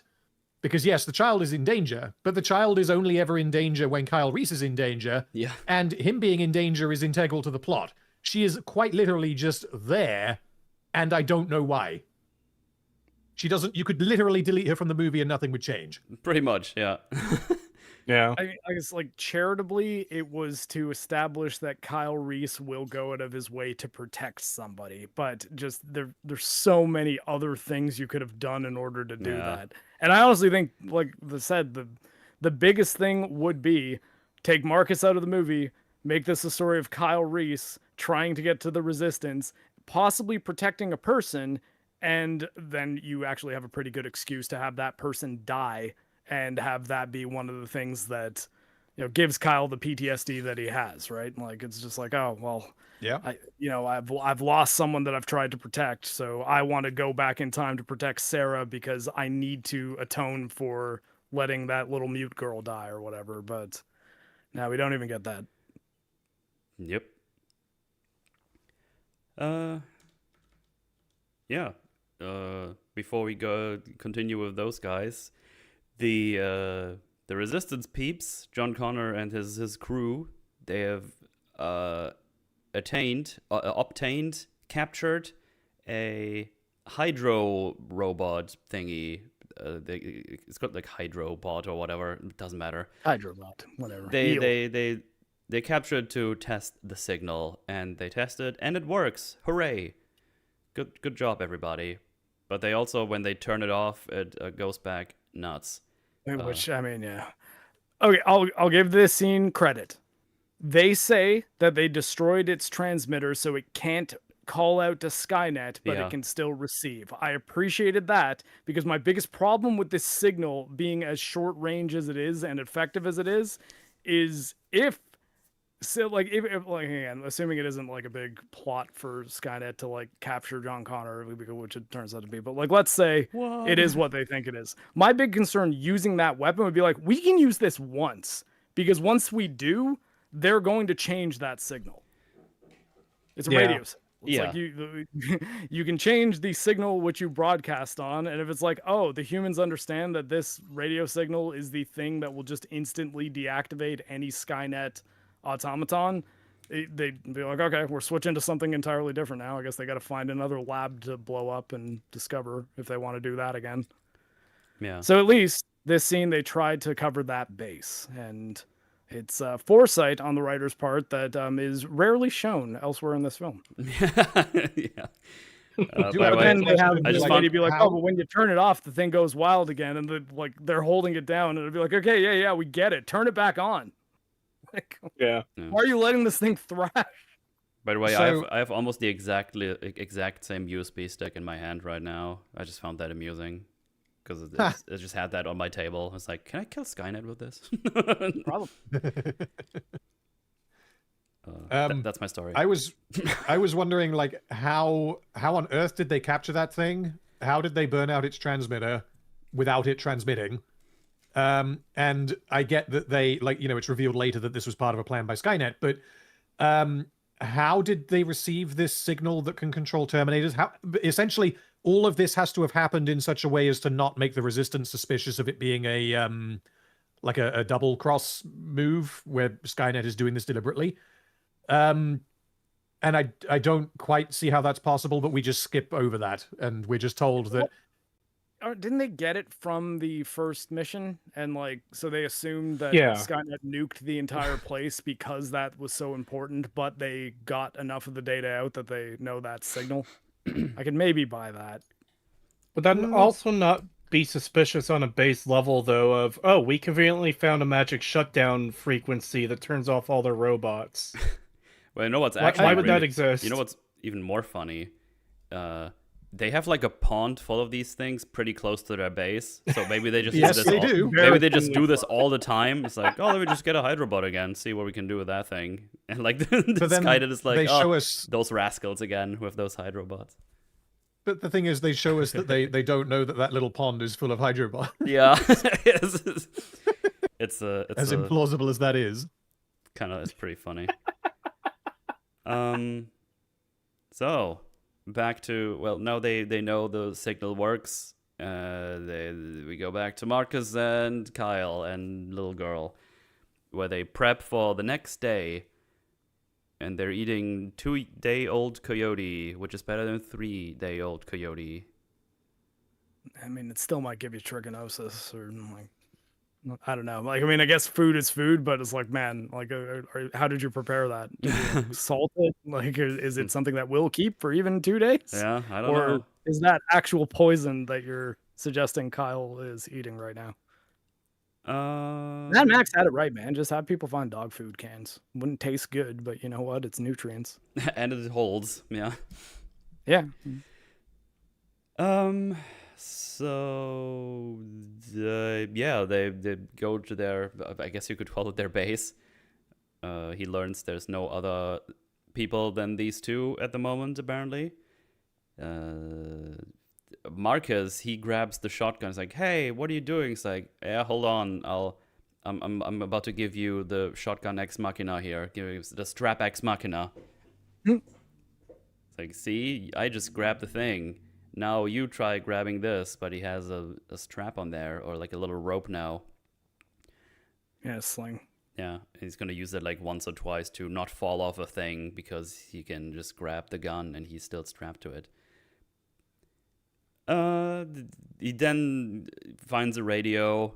It's like, my dad tried to fix, but he couldn't do it. But whatever, he does it right now. Which, luckily enough for them, crosses exactly with the time John Connor puts out a little broadcast.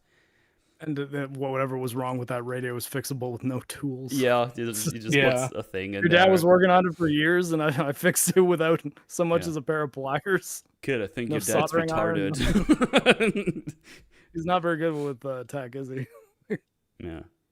So now he's like, Marcus asks, "Hey, why are you not wearing one of those resistant things?" And he says, "Oh, I haven't really earned one of those yet." I was like, why? Yeah, I kind of like that line.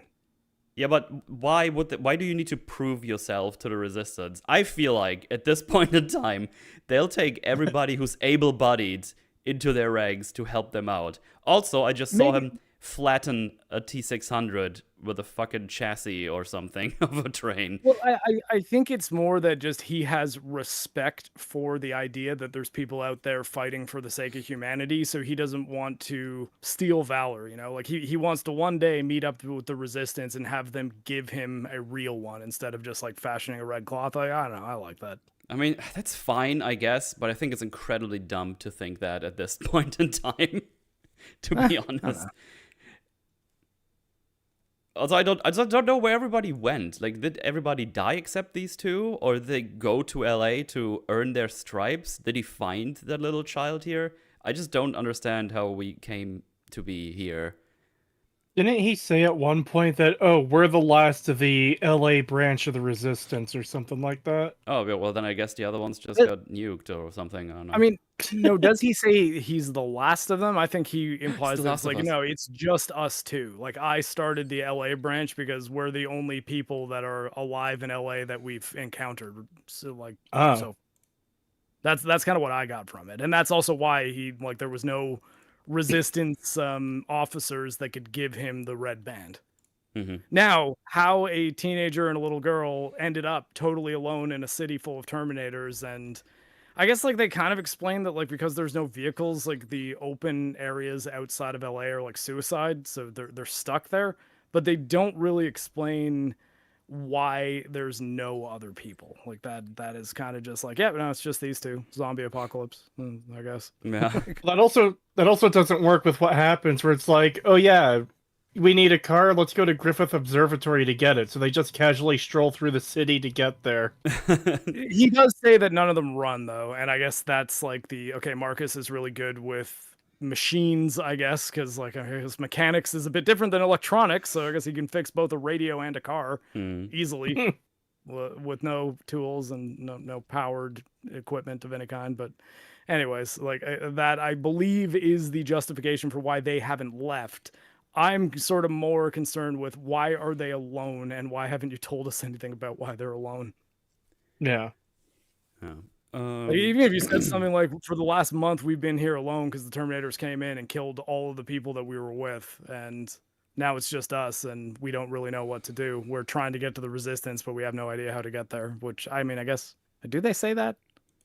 I know that they say that they want to go inland because that's where the Resistance is, so I guess the Terminators like being near the coast, which also makes it a bit strange that Command is in a submarine if the Terminators don't like going inland. Like...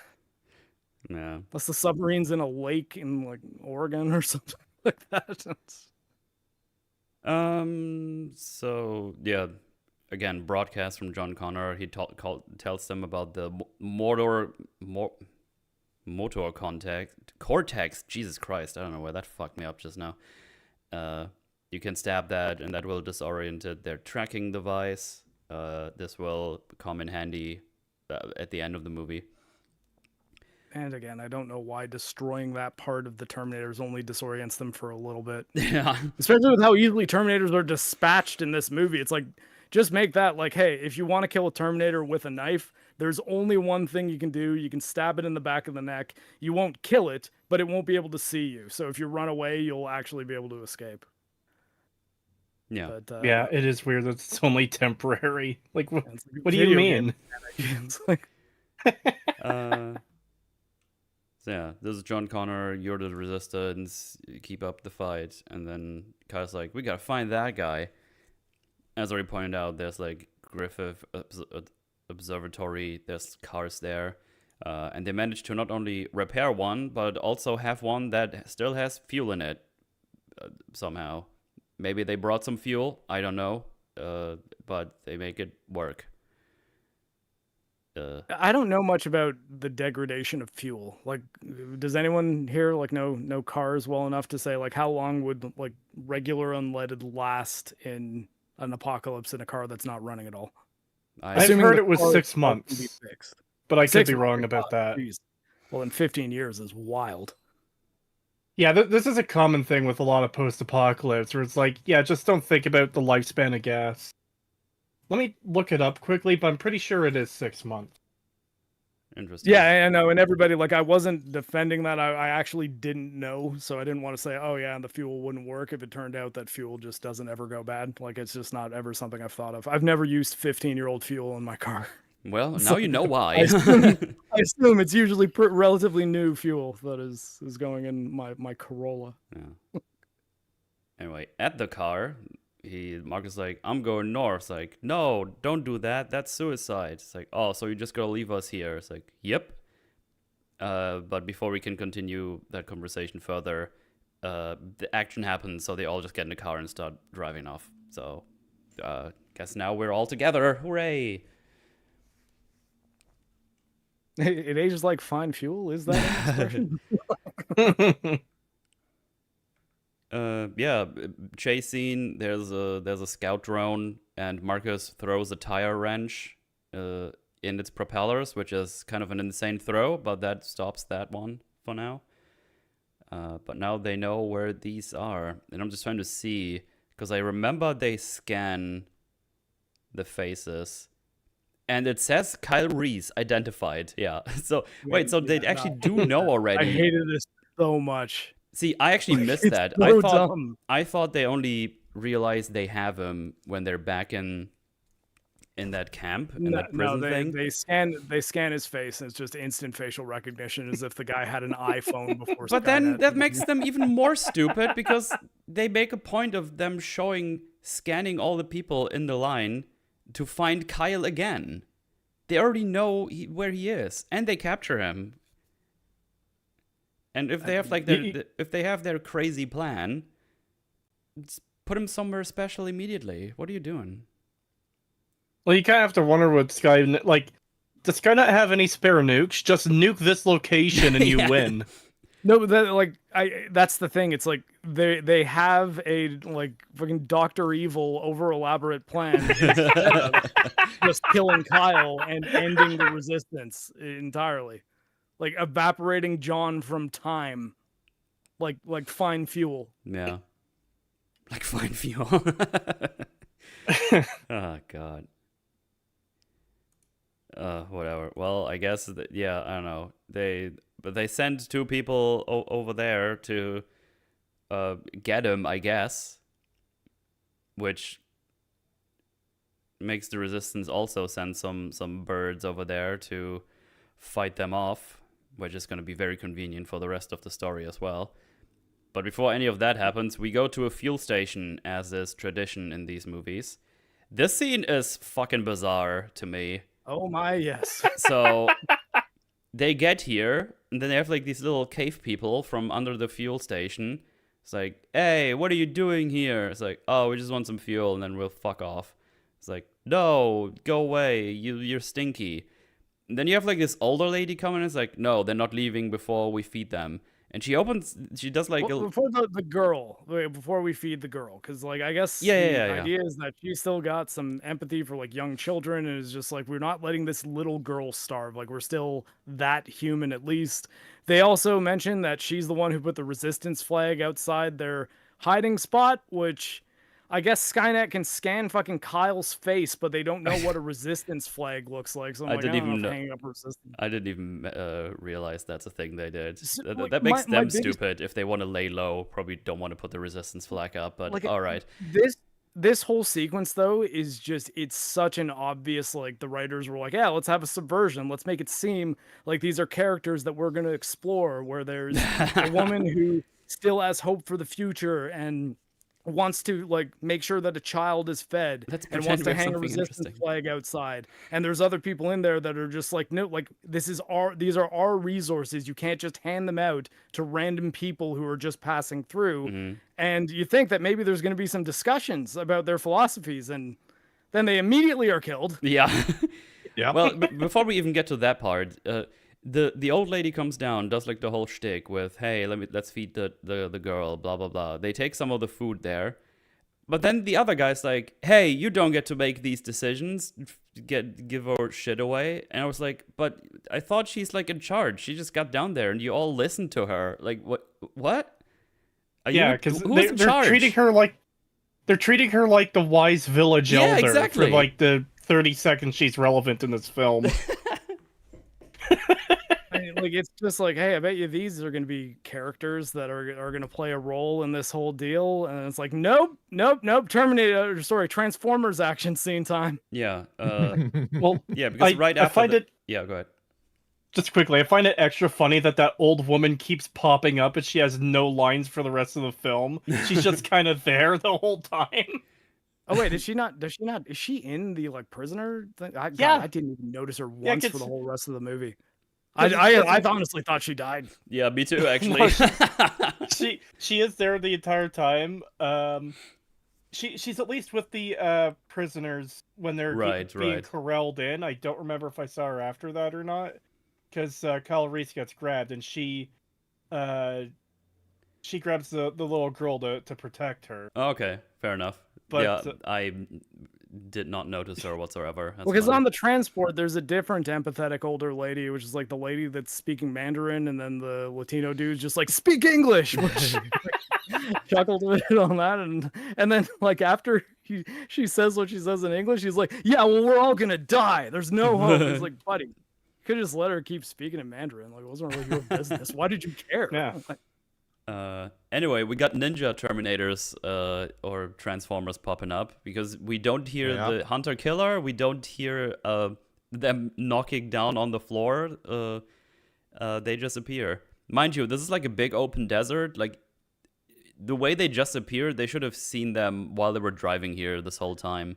Because the big robot comes down from the big ship. But then you don't you don't hear like an impact of the robot crashing down on the floor. You just see the wall explode into debris and the fucking thing grabbing people. It was a superhero move it pulled off. It landed while punching, so it was all the same sound. Well, it's another jump scare. The old woman is being held up by that guy with the gun. He's like, why do you get to give away our resources? And before she can answer, the robot just pokes its little hand through the roof and grabs her. Yeah.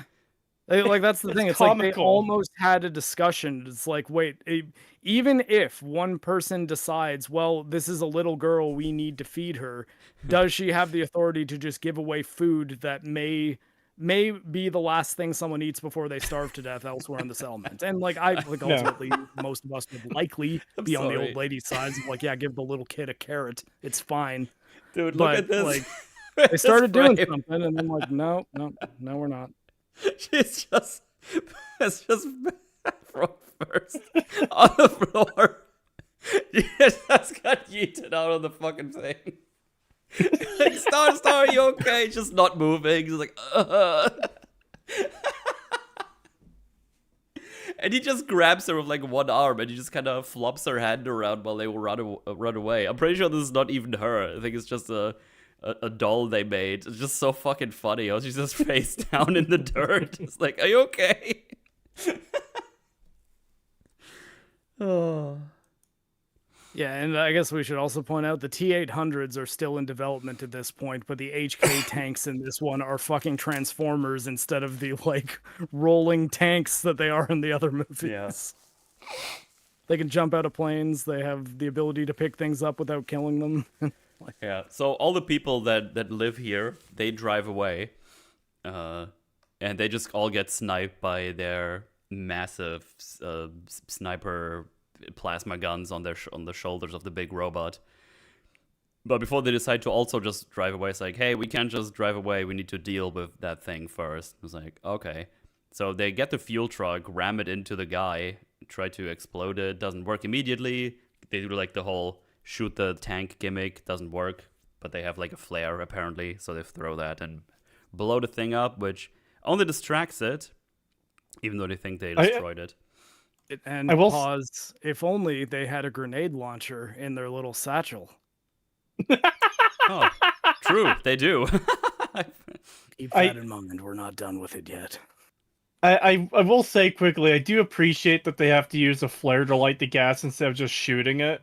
Yes. Yeah, that almost felt like a subversion. Yeah. But then in a movie like this, it was almost like they were aware of the trope, and it almost felt inappropriate given how, like, you know, cheesy and over the top the rest of this movie is. Right, yeah. That's true. Like, yeah, we're gonna pay attention to physics in this scene where a giant fucking kaiju-sized transformer just jump scared everyone. Yeah. Can't believe they didn't make. Kaiju size is a Can't good believe way they to didn't put make it. a real one. Stupid CGI slop. No. So yeah, they're like, "Yay, we exploded it!" But no, it's still fine. And we get more to the transformer thing right now because it just opens up its fucking legs and fucking Terminator bikes come out of it. Yes, like don't worry, we killed it, but unfortunately, its legs are motorcycles. Yeah. Yeah, Again, pause. If it has those things that it can just launch to be like a road fast-moving vehicle, and their goal is to capture humans, why are they sniping the vehicles and not just sending the motorcycles to go disable the vehicles so that those humans can be captured? Because explosions At least are they're main cool. characters. Yeah, those are This- main characters. These motorbike Yeah, Terminators. Sorry, go on, Cree, go for it. Just quickly, I fucking laughed when I saw the bikes come out of the legs. It It's pretty- just seems so fucking goofy. It is. Like that's where I was Yeah. like, oh yeah, the Transformers movies were pretty big at this moment in time, weren't they? Like this, maybe like the first one or first two were out, and the first one was like, oh yeah, I guess yeah, you made a Transformers movie. It's kind of mediocre, but whatever. And the second one was like, this one's really super unbelievably bad, and it still made a shitload of money. So let's make a fucking Terminator movie like that, I guess. That's probably what some people were thinking. I just find the moat because as soon as this happens, Kyle turns around and he's like, Moto Terminators. Like Yeah. that's a thing. That's what they're called, is Moto Terminators. Are you kidding? And yeah, seriously, that's what he Oh my does. I mean, it felt Let- like let it me was like a see. McDonald's advert where it had to have a name so that way they could sell the toy or whatever. What's the Um, purpose of this film? Let me look it up. I know for a fact there were Terminator 2 toys because I had Moto some. Terminators. That's what he actually Yeah. calls them. Yeah, they are Moto Terminators. That's the best they had. It's so fucking dumb that I almost like it. Because you've got like, let's combine a robot assassin with a motorbike. Like, okay, sure, we can do that, I guess. And then as we see in this chase scene, if these things fall over, they are completely useless, just like a regular motorbike. So Yet why they can, would you they can do power that? slide and go like parallel to the road and then get back up without losing any speed? Like if it had, some kind of like stabilizing mechanic, maybe if it had 3 wheels on the front or the back, or something like that, or like a self-riding mechanism. But we never see anything like that, and it's literally they can't stop. I mean, again, it's a motorbike, so it can't. If it stops moving, it's going to fall over unless you have a kickstand on it, which we never see from these things. And it reminds me of, what is it from Warhammer, the Sidonian Dragoons, I think it is, where they're like these chicken walker robot things, and they've forgotten how to turn them off, because if they turn them off, then they can't turn them back on. So essentially what they have is like a little pen where these chicken walkers are just walking forever, and when they need them for battle, they jump on them and go. I never heard of those before. That's funny as fuck. Yeah, I think it's the Dragoons. It's something from AdMech, someone will correct me if I'm wrong. That's funny. I have to inform you all that there is a Terminator Salvation official Moto Terminator toy. Hell yeah. Of course. I know what I'll Of get for my course. birthday next year. Dude, it fires missiles too. That's crazy. But then you With get like John Connor. with John Guess Connor. my parents didn't love me in 2004 when I was 20 years old. Fucking hell. They get chased by those things. That big robot doesn't try to shoot his sniper plasma gun again. He tries once, but he misses because there's fire everywhere. But he's like, "No, I got Moto Terminators. They'll deal with that now." The one of them gets yeeted over by, I think he shoots like an oil can. He kicks down. The second one, they're on like a truck with a crane on it now. That has like a hook on it. And they just lower the hook, and it hooks into the motorcycle Terminator thing. Like, we got them. But then, the Hunter Killer is back. Well, luckily for them, Marcus just, I don't know, swerves left and right a little bit. No, he just brakes, actually. And the Moto Terminator just happens to fling exactly in a way that it goes around the big Hunter Killer and destroys the fucking propeller thing on the side. They program Marcus with Leon Kennedy levels of physics calculation ability. Yeah. This did actually remind me of Die Hard 4, where you just killed a helicopter with a car. Oh, I anyone remember remembers that. that. Yeah. Yep. Fucking hate Live for Your Die Hard so much. That movie infuriates me. Anyway, Is that the? go ahead. That's Sorry, where is that the? John McClane becomes a superhero in that one, who's like Yes. freaking jumping on So- Harrier jets, and it's so dumb. I've only seen the first one specifically because I saw a trailer for one of them where someone drives a car into like a toll booth, which turns into a ramp and Yeah, flies that's what into we're talking a about. Yeah, Yeah, that's the scene Okay, I'm I want to talking make about, sure. Yeah. That is the exact reason I've only ever watched the first Die Hard. Though Die Hard with the other Australian actor that got cast in everything for a little bit, even though he sucks. Jai Courtney. Russia. Yeah, and we'll get to him in the next episode of Oh Terminator. yeah. The thing is, he's Oh boy, do I have fucking things to say about that casting. Jai Courtney got his like break in the Spartacus TV show, and he's really really good in that. But then after that, he ended up playing like 3 separate roles in like big franchises, and he's awful in all of them. So I don't know what happened, but he can act. He can absolutely act. But yeah. Also, I should clarify: the hunter-killer drone does not get destroyed. It's just the motorcycle gets destroyed, and then Star and Kyle, they fall off, but they get grabbed by the guy on the transport ship. No, yeah. Well, the hunter-killer drone is still kind of trying to deal with Marcus, but Marcus just jumps off. He gets an axe from the cockpit, jumps down. The axe goes into the steel of the fucking transport ship. This is all fucking nonsense, by the way, in case you couldn't tell. He's now on this ship. It flies off. He still uses the axe, which goes through the plate sheeting, which seems to be incredibly thin and made out of fucking paper. I don't know. But the robot that's on top of the thing just crashes him into the fucking thing. Where at this point it's like, okay, who now still doesn't think he's a robot? I don't know what to tell you. He like his spine is like snapped in half anyway now, but whatever.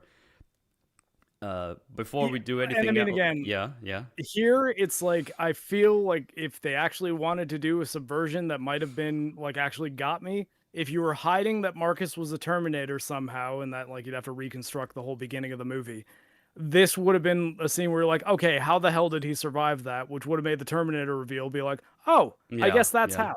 And it would have actually been one of those moments where plot armor has a justification. And you could be like, all right, I understand it at least.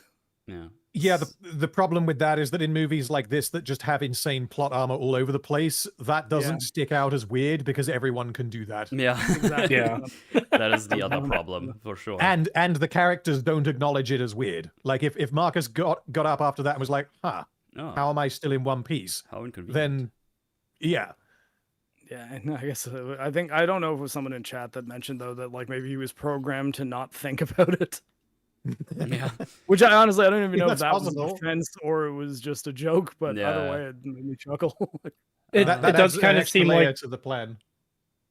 it does kind of seem like a joke because it just seems like one of those things where if you actually heard that be an explanation in a show or movie, you'd just be like, oh, fuck off. Yeah. Well, we're not done with his craziness because the Resistance fighters planes are here, and they shoot down the hunter-killer drone with their rockets.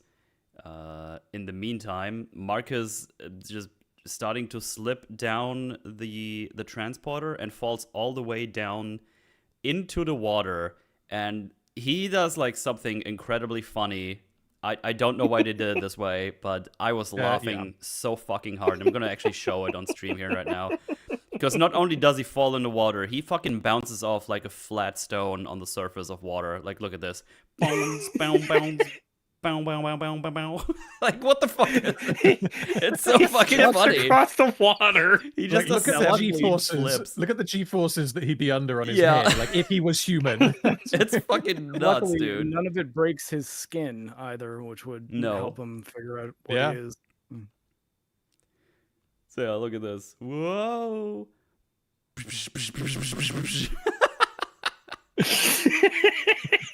It's It's so funny. It might be my favorite part of the movie. It's so funny. Yeah.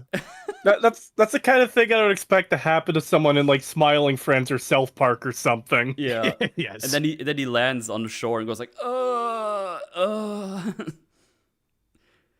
They really could have nailed the scene if they just had him say, "I need a vacation" after that. That's someone in chat just said. That's like a clip where you imagine the end caption saying, "He never walked again."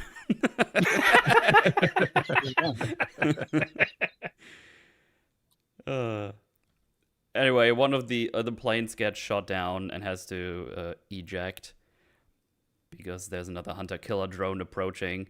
I don't know. To me, it was like kind of weird that John Connor is like on the comms and just says like evasive maneuvers, eject now. It's like I think she knows that while she's in the plane. I don't know. Maybe that's normal. I just found it a bit odd that we cut back to him just saying do that and this. As if she wouldn't do evasive maneuvers when she's being chased by another fucking thing. Yeah, the evasive maneuvers one's dumb. I guess telling her to eject makes a bit of sense because you could be like, if you're on the comms and you know that someone is like being followed with a lock by like a hunter killer, you'd be like, look, forget the mission, just get out of there because your plane's gonna blow up soon. Like, don't be dumb, don't be a hero, eject now. Like, I would probably say that if I were on comms with that person, to be honest.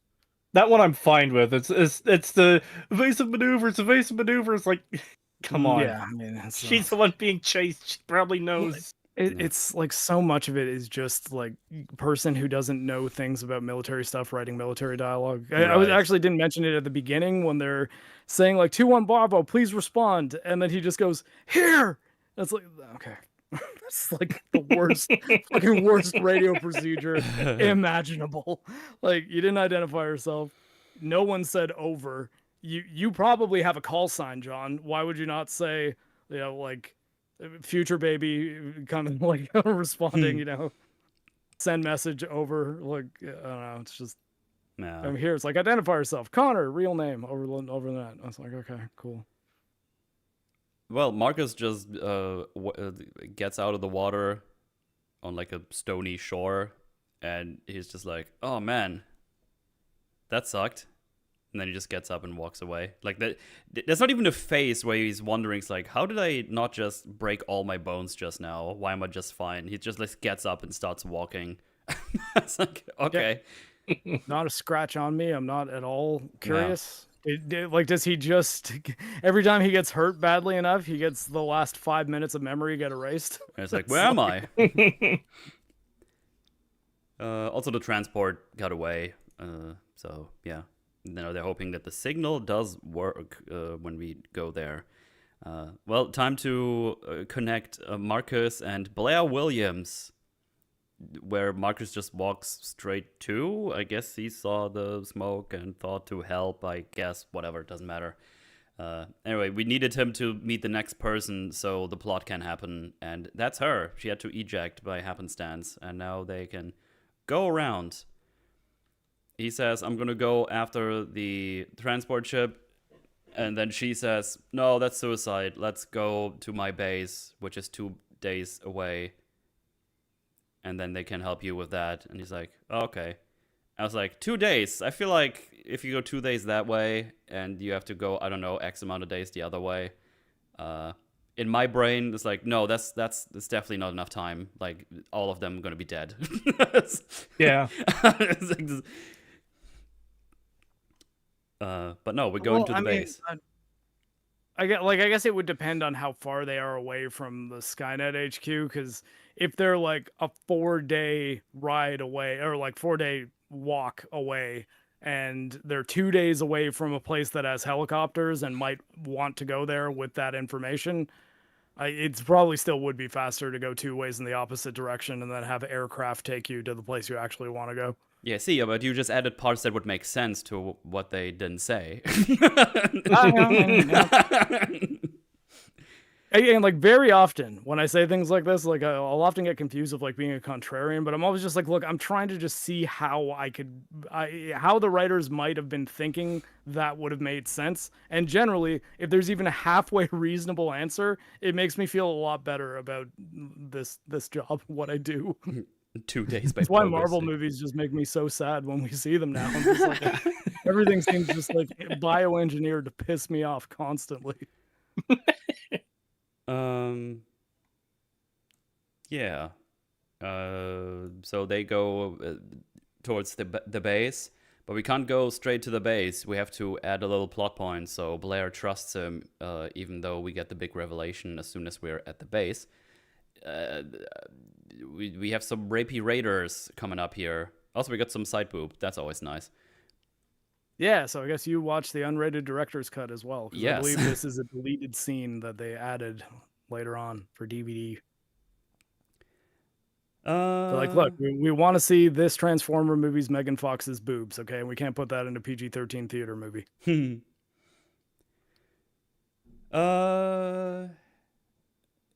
Yeah, they're just like, hey, get some stuff for fire. It's like, okay, let me go find that stuff. She's changing her clothes. It's kind of funny how they say find something for fire, but there's like 3 fires you can see in the shot. Okay, That's you 2. got it. Because I was about to say, he's like, find something to burn. There's like 5 fires lighting this scene. Wait, let me get it on screen. Because like, Get a makeshift shovel, throws them into a garbage can, and there's your fire. It's also funny because he walks past one of the fires and checks the car. There's a fire back there. I was hoping there'd be cloth. And a fire there. So yeah, that's just funny. Yeah, so I don't know. I guess while he's looking for things to fire up, we got those rapey raiders. Like, hey, what you got there? Antibiotics. And it's like, oh, this is all I have, but you can have them. Like, she's like non-antagonistic to it. You know what I mean? Situational disability.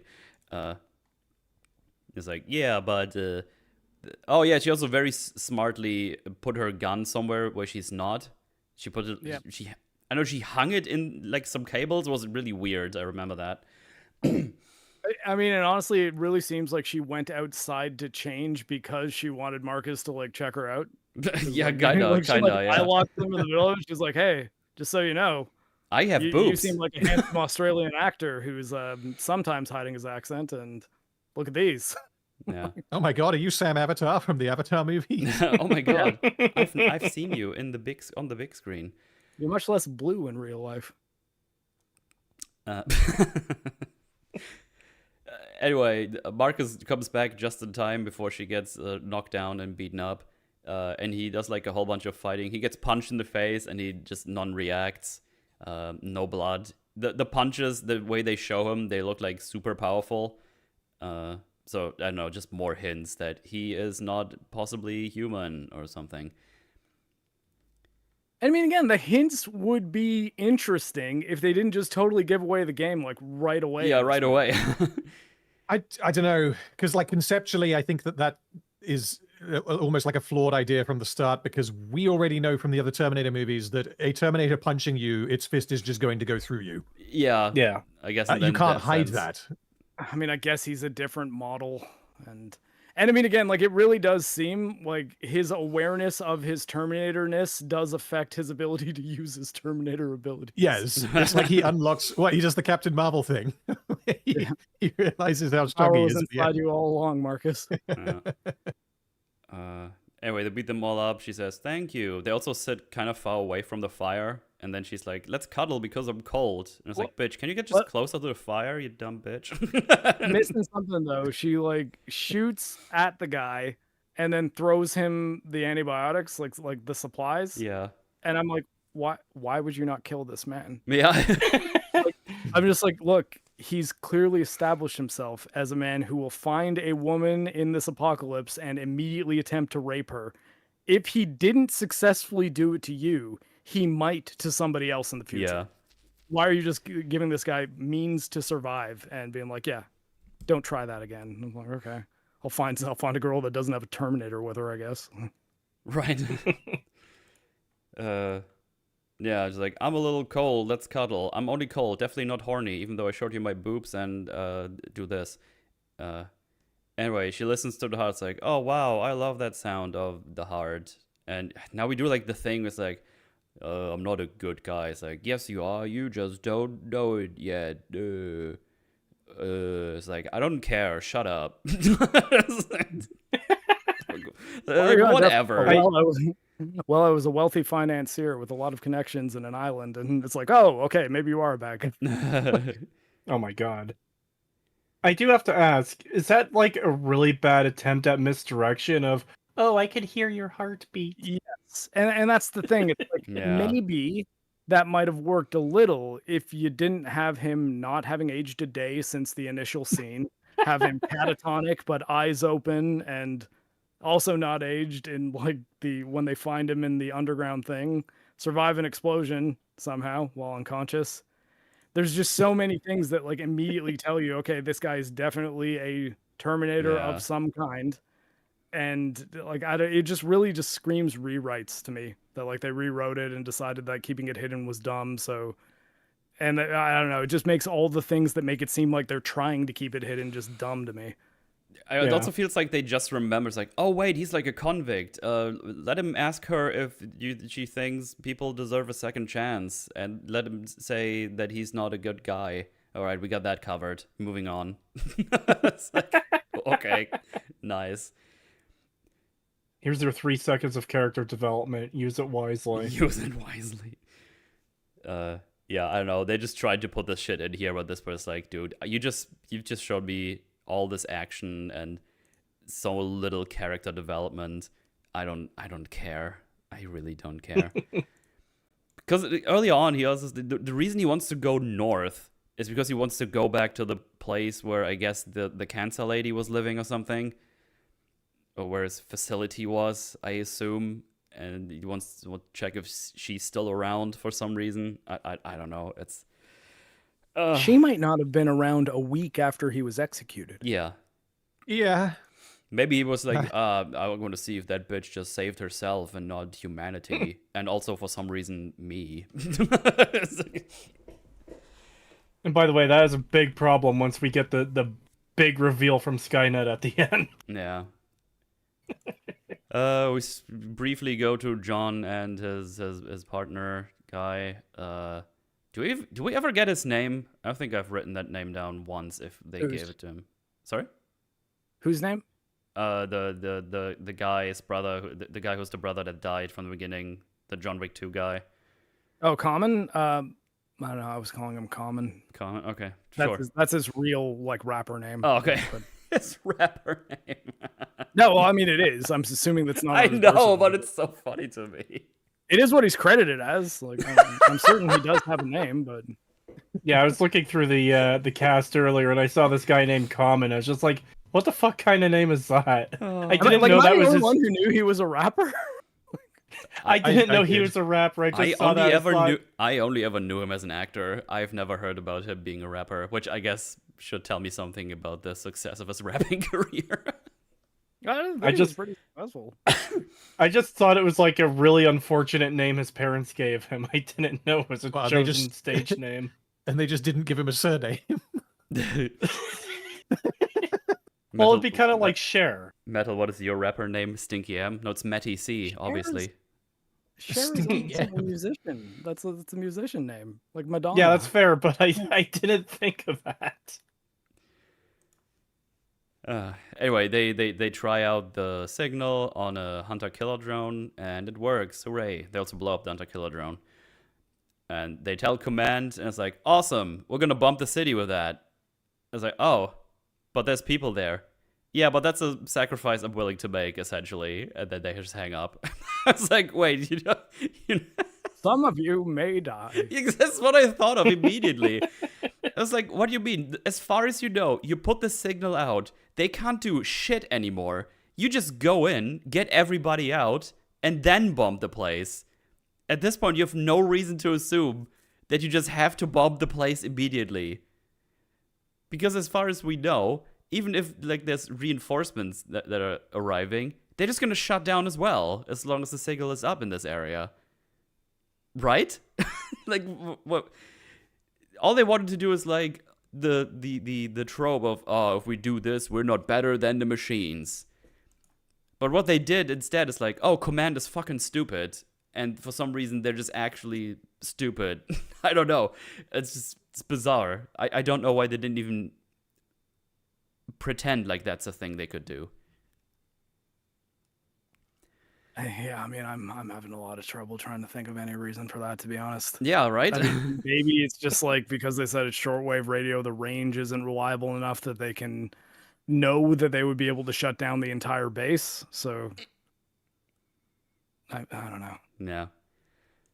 Yeah. The concept of the signal is flawed from the jump. Oh, it's stupid as fuck. Yeah. The quick scene in that prison camp where they get all piled in there. One guy tries to escape. He gets shot by Terminator. That's it. Terminated. Look, there's a Terminated. I terminated one. I want my Stoogie. I think would funny be as canon if they all just had Arnie's voice, even if they don't have his skin. I think it would be funny. I'm just imagining a group of them talking to each other now in the exact same voice. Affirmative. Attack the perimeter. Did we address the Terminator 3 deleted scene where they like show the like colonel, I think, that the Terminators eventually are modeled after, that looks like Arnold Schwarzenegger but sounds like Colonel Sanders? Like we definitely mentioned it, but I don't think it was on the T3 stream. Yeah, well, that's one of those things. It's like that's one of those things that I'm happy that Terminator 3 stopped short of becoming that silly. But like, yes. So yeah, we're now at the base, and they have to walk through a minefield. He's like, "Oh, that's concerning." She's like, "Don't worry, they're all magnetic. We can just walk right through it, no problem, as long as we don't step on them, I guess." We see a close-up of the first one, which is already pretty close, but that one just vibrates. So I guess he's at this point not magnetic enough or close enough, which just makes me feel like those mines are fucking worthless. But fine. Like, look, he's pretty close. Anyway, the second one he gets to, it just snaps onto his leg and explodes. So yeah, he's Machine Man. Obviously. Oh my god, what a shocking reveal. I didn't see it coming. They drag him in. They're like, "Man, he's heavy. That's crazy." and like, I mean, they like Common's able to knock him unconscious with like one rifle butt strike. Yeah, that's really funny. Okay, well. Yeah, because they get rid of his shirt or something. He's like, "Whoa, that's crazy." Oh, the guy is called Barnes. He's Barnes. It was just said there right before they knock him out. It's just Barnes. Of course. Yeah, one of Bryce Dallas Howard's like 3 lines in this film. So yeah, they shackle him up on. I don't know. Was it Aliens 3 where they have like the big pit where they throw people in with the electrics outside? Do you know what I mean? Is that Alien 3? Was that 3? I'm asking. I don't remember which one it was. Throw people in with electrics. Yeah, I don't think so. Or was it a Predator movie? Am I tripping balls? Or was it Alien versus Predator? Dude, I don't even remember. Alien 3 technology in Alien 3 is very low. Yeah, Alien 3 is literally in a prison, but it's not. It doesn't have like an electrified cell, as far as I can remember. Which one am I thinking of? There's one of those movies where they have like this big cycle hole, and it's like electrified sides. Are you thinking of Doom with The Rock? Was that Doom? I mean, I swear there's like it's been probably 15 years since I've watched that movie, but maybe. I think there is like an electrified prison cell where they touch the wall and the guy gets zapped. Was that Doom? Yeah, chat says Doom. I think it might be. Maybe it was Doom. Honestly, I think all the times I've watched that movie in the last 20 years is I just watched the first-person shooter sequence and call it a day. The electric Doom pit, yes. Oh, well, man, I was very far off with Aliens. Holy shit. Yeah, they just shackle him up there.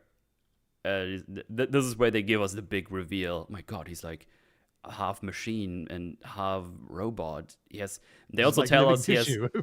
They also tell us that he has one human cortex and one machine cortex. And immediately was like, what? Oh, that seems like a problem.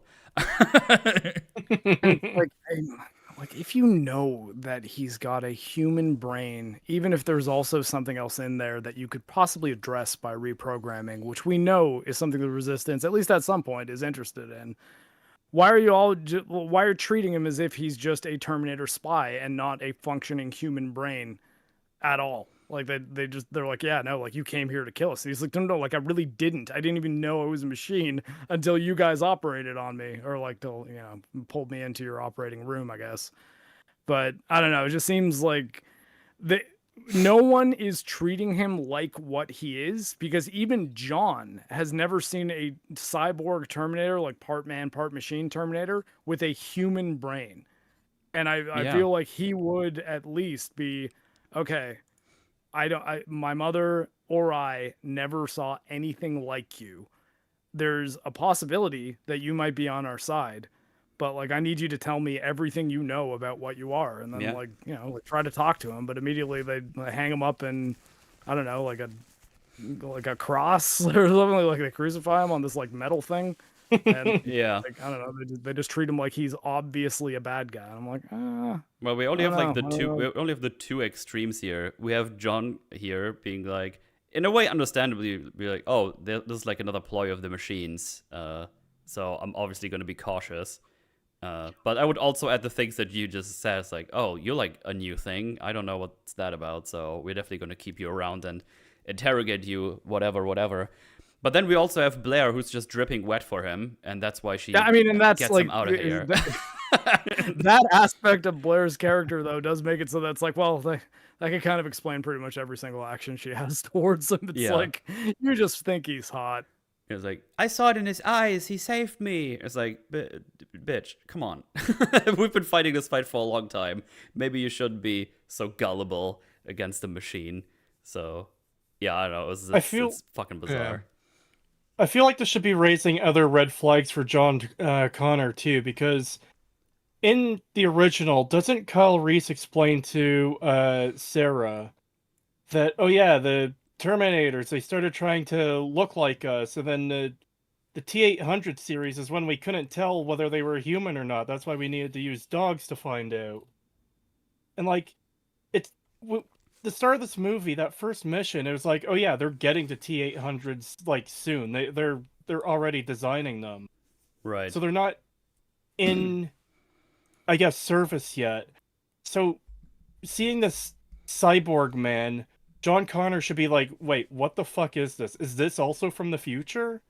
Like, obviously it isn't, but he should be like, what the fuck is going on here? Yeah, absolutely.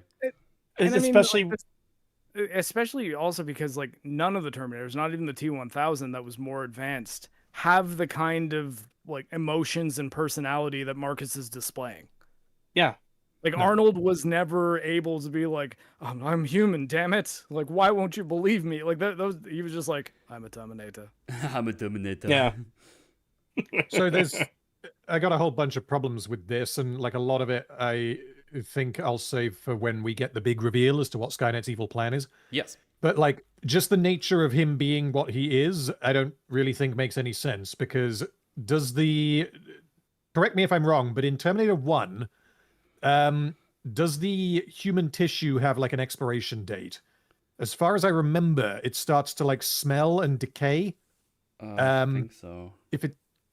I swear that happens in one of the movies. I think it was T1. It is T1 because damage, though. Yeah, I think that's due to damage that he's taking. Because that's always the way I understood it, at least. Okay. Yeah, because they have that scene where he's operating on himself in the mirror, and then the guy running the apartment is like, "Hey, it smells like a dead cat in there." Yeah. Okay. So I mean, either way, the fact is that it is living human tissue. If nothing else, like obviously he has a human heart, but like it is living human tissue that is covering his body. Correct. And it has been there just sort of sitting in an evil underground base for what, 18 years or whatever it is, 15 years. Because Good like point. obviously Terminators, they don't eat anything. Does it require nutrients? Surely it would have some kind of expiration date. What is the lifespan on these things being able to convincingly pretend to be human? Especially with the problem with him full finding human him just heart. on a slab catatonic Yeah. instead Yeah. of, like, as cliche as it is, like maybe he was frozen. Right? Yeah, like in a there was- Or in like an Cryopod or evil test something. tube or something. Yeah. Yeah. Yeah. There's a bunch of ways you could, use sci-fi bullshit to get out of it, but lying on a table is not sci-fi bullshit. I can do that right now. Watch me. I'll lie on a table. So them having him survive the explosion at the beginning, like, was that them tipping their hand immediately? I don't think that was meant to be what that was, because he's completely intact. Mm-hmm. So I think that's just a mistake in the movie. Also, Skynet's evil plan, without getting into exactly what it is, it relies on Sam Avatar having free will, like quote unquote free will. So why does that mean that they need to build a robot that has a human heart? Like, is it pumping blood? And why would you want a robot that runs off of blood? Well, Like, it what you doesn't- clearly forgot is that maybe someone wants to cuddle up with you and really likes listening to hearts, and Yeah. then you can make them convinced. no. that That's bullshit. I don't buy that at all. What? If you get That was a, so if you reasonable of start me. cuddling, no, if you start cuddling a Terminator, you're going to hear, like, computery noises and fans and, I don't know, hard drives clicking, and it's not going to sound like nothing. It's going Even to if sound he's like as a machine. handsome as Sam Worthington. Well, I mean, handsomeness might distract you. It depends on how wet she is, but yeah. I think the big question though is, like, why does it need a biological human brain when you have his brain scan? Just upload that into a Terminator. yeah. I mean, again, like it causes a lot of problems having this type of infiltration unit, as we will eventually learn, at this point in history, because it's before the T-800 that they have something that is very convincingly human. yeah. That Yeah. it, like, especially, it's just like, I guess we'll dial in how programmed he is to think of these humans as villains, or like raise him to believe that he needs to kill these specific people, but he has to do it by convincing him that he's their friend. And everything they tell you about humanity being dead are lies. Like, there's a million ways that they would have used this type of thing, if not in this movie, again, before, send one of those back in time. Like, and I think ultimately it comes, like, the real answer, the reason why there's no actual answer to this, it's like the same problem Terminator 3 had with the TX as the villain. They just wanted to do a new thing, because new is what you need in a sequel. You can't do anything that you've done, but you gotta have something that'll just surprise all the fans and be like, oh man, that thing's new and crazy. It's like, what if we just take the existing pieces we have, like, say we're playing chess, how about we just have another game of chess? Yeah. We'll do some creative strategies, have some interesting moves, have that be what makes it compelling. Not be like, okay, it's chess, but bam, here's one of my Warhammer Space Marines. Fuck off. Yeah. No longer the strongest piece on the board. It's like, okay, all right, well, this now really disrupts the rules of the game of chess, but I guess that's what we're doing. Yep. If I don't know if that analogy works, but I think it did. So yeah, good movie. We quickly go to the prison camp again, where they find a Kyle again. Also just saw here while I was rewinding in between while we're talking about the other thing, he grabs like a metal bar out of the wall, and I don't even remember what he uses that for. I don't think he does. I don't remember Does anyone remember this? I know. I remember him grabbing it. I don't remember him using it for anything. Yeah, he puts it in his jacket and everything. Because I think isn't he just in a... does he use it to fight the T-800 at the end? Maybe I need to look at the footage when we get there, but I don't. I didn't even catch him doing that, but now I saw him doing that. But now I was like, I don't remember him using that at any point either. So I don't know. Yeah, it wouldn't have been significant enough of a weapon to use against a T-800. It's literally just like a small metal rod. Yeah. I mean, maybe I can't remember it, but maybe he was just like, I might need this later. It's a weapon of some kind, so if I can grab it and keep it, then I could see him doing that. Yeah, Barnes is. Are Just... Yeah, go ahead. Are we done with the scene of John Connor interrogating Marcus? Well, I guess I guess that will be done. Next thing is the breakout. Okay. So in that case, there's something I need to mention about that. So like Sure. the plot of the film kind of has two parts. You've got Marcus going on an adventure with Kyle Reese, and then you've got John Yes. Connor doing like Batman impressions in the base. Those are kind of the two separate halves of the story. The stakes of the rest of the film rely on John Connor trying to stop Michael Ironside from blowing up Kyle Reese. Because if he does that, then that will essentially end the world and like undo reality because it'll undo John Connor. So the writers kind of needed a way for John Connor to learn that Kyle Reese had been abducted and is going to get blown up because otherwise he doesn't know that he needs to stop that. Yes. So the way they did that is by having Sam Worthington cross paths with John Connor. And then when John Connor realizes that Sam is a robot, he says, "We've been at war since before I was born. You tried to kill my mother, Sarah Connor, and my father, Kyle Reese." If John Right. Connor doesn't say those words, That's Michael Ironside blows up reality. That's true. Yeah, you're right. Yeah, no, that's absolutely true because that leads him to do his big old speech before he leaves Yes. for the prison camp. Yeah, you're 100% right. That is a very good point. He blows up reality is probably my favorite sentence out of this whole episode today. Remember that one time when Michael Ironside destroyed reality? That was fun. Yeah, 100% true. Yeah, absolutely. Anyway, they grab Kyle and put him in his little containment cell or whatever. Now it's time for Blair to get Marcus out of here. He convinces Barnes by shooting him in the chest as well, because she saw that doesn't really do anything. But she's like, "Look, see, I don't like him either." Anyway, the boss wants to talk to you. She just unshackles him, gets him some stuff. The vents just go out immediately to the fucking minefields, which is interesting and convenient for them. In the meantime, John listens to more of the tapes and is like, "Oh, that one said, if you're unsure, you should just follow your heart." I was like, fuck off. Whatever.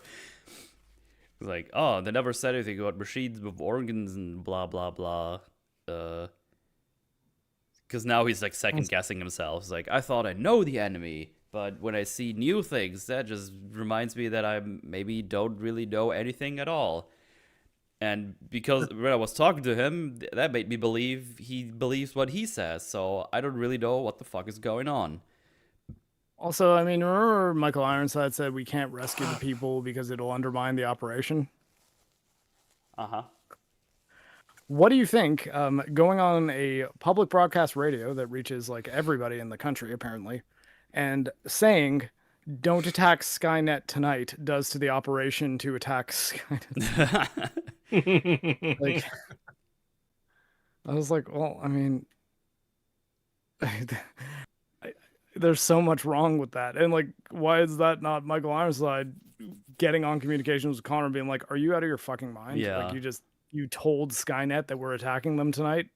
Like, you want to save people, and you were going to get everybody who is launching this attack killed. Like, come on, man."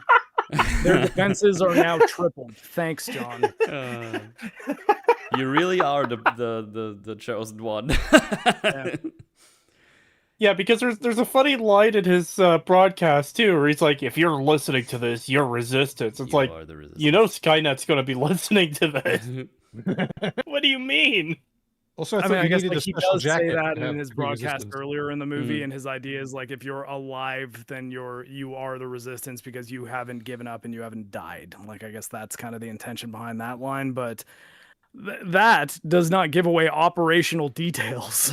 Yeah.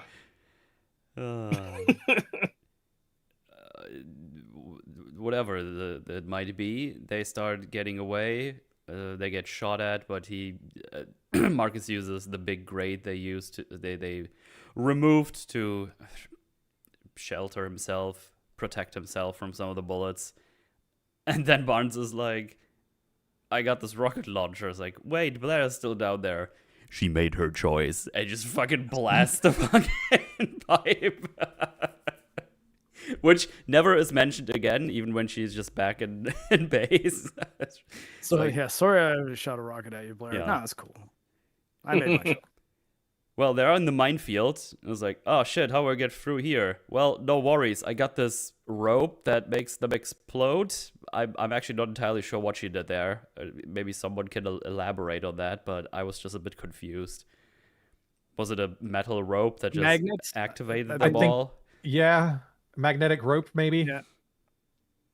I'm just looking at it right now. She unrolled. No, wait, she. Maybe it might have just been steel cable or something like that. No, she does like something on her end. Like she presses a button or connects it to something, and that makes them explode. I mean, I guess magnet is got to be the reason, right? Because they're magnetic mines. I guess so. Yeah. Whatever. That's the way they get through. A big old chase scene happens because of that. He's on like a motorcycle, jumps around. John chases him in a helicopter. Blair gets, I think, shot in the leg or something, and he's like, "Just go without me." Yeah, I don't know. He gets away. This big old chase scene, whatever. Luckily, he doesn't get exploded or destroyed here at all because of plot armor. Because it's funny, because now they're just like, well, now the audience knows he's a robot for sure, so now we can actually get him some, give him some shoot effects on his back because, you know, he's a robot, so now nobody gives a shit anymore. Yeah, it's the downside. Once the robot powers activate, he's significantly stronger and better in combat, but now he takes damage. Yeah. Now he gets to take damage. It's like a trigger being flipped in a video game where, like, it just didn't work before, but now it does because you hit that trigger point. Yeah. Yeah, you got that ability. It's like upsides and downsides. They also, I don't know, they fucking carpet bombed the tree line where he's not in anymore.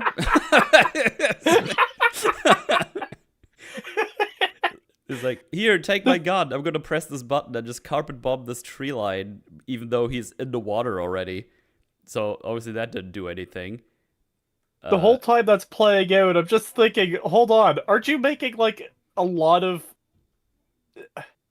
I don't know, interference or noise here? Are you that's drawing gonna attention to attract yourselves? Skynet? No. Well, yeah, because we saw earlier, and we're about to see again, that you can summon the motorbike robots by just playing a radio. So Yeah. Yeah, I mean, they actually do say that earlier on. Like, the Alice in Chains song starts playing, he's like, yeah, they're attracted to music, which, weird mechanic, but I guess Yeah. it's Oh, something God. we established. that's Very making plot me convenient. That's Yeah. making me remember what you guys were talking about. Like if the Terminators all spoke like Arnold, you got two motorbikes. Like, oh man, I hated that fucking song. I hate that fucking song. Actually, I really like Alice in Chains. Pearl Jam's overrated, though. Yeah. So now they do another really smart thing. After they carpet bomb the tree line, he's not in anymore. They're like, oh, maybe we should check the water. And they get really close to the water with the helicopter, use a flare, like that fucking helps you seeing into the water. And then they throw it in. And then they realize, oh no, there's hydro robots in here. Which, again, isn't that where you probably got the hydro bots from? Like, shouldn't you be aware these are Yeah. here? But it doesn't seem These like things you are are. called hydrobots. Like, if they exist and they live in the water, like, how do they not know that they live in the water? And if they're so close just- to your fucking base, how did they not nuke you into oblivion already, like ages ago? And if they're so Yeah. common in bodies of water, why is the submarine for all of the command a good idea? Yeah. My Like, thing too is like, We found even if you hydrobots, but I don't know what it could possibly be. even if you don't know if they're in this water or not, why would you ever fly that close when it's not cleared? Yeah. Yeah. Because obviously that makes them crash. They eat through the helicopter and everything. Of course, everybody, three. Well, I think there's three in total. Two of the people in here die, and John Connor is fine, of course, because he's John Connor. Vehicles in this movie are playing by Resident Evil 6 rules. Yeah. Yeah. The helicopter's slowly submerging. I'm pretty sure he shoots way too many rounds out of his magazine, out of his gun. It felt like a lot. I didn't count them, but it felt like at least like 50 shots or something. I don't know. Yeah, again, this Yeah. movie's got the kind of issues There- that stuff like that isn't even on my radar. Yeah, no. It's just, it's just funny because then they at some point they make sure it's like, oh wait, he shot a lot now. Let him switch to a sidearm now. It's like, okay. There's also the fact that he's like 3 feet from being out of the water, and he just stands there and keeps shooting them rather than getting the fuck out of there. Yeah, I'm not sure if he maybe just is walking backwards a little bit. I can't really tell probably, but I don't know. Just get out of there. But yeah, the last one almost eats him, but Marcus saves him. He's like, hey, let me prove to you that I'm not on their side. I can see where Kyle is. I'm just gonna go in there. Oh, and how are you gonna do this? And then Marcus rightly says like, fucking look at me.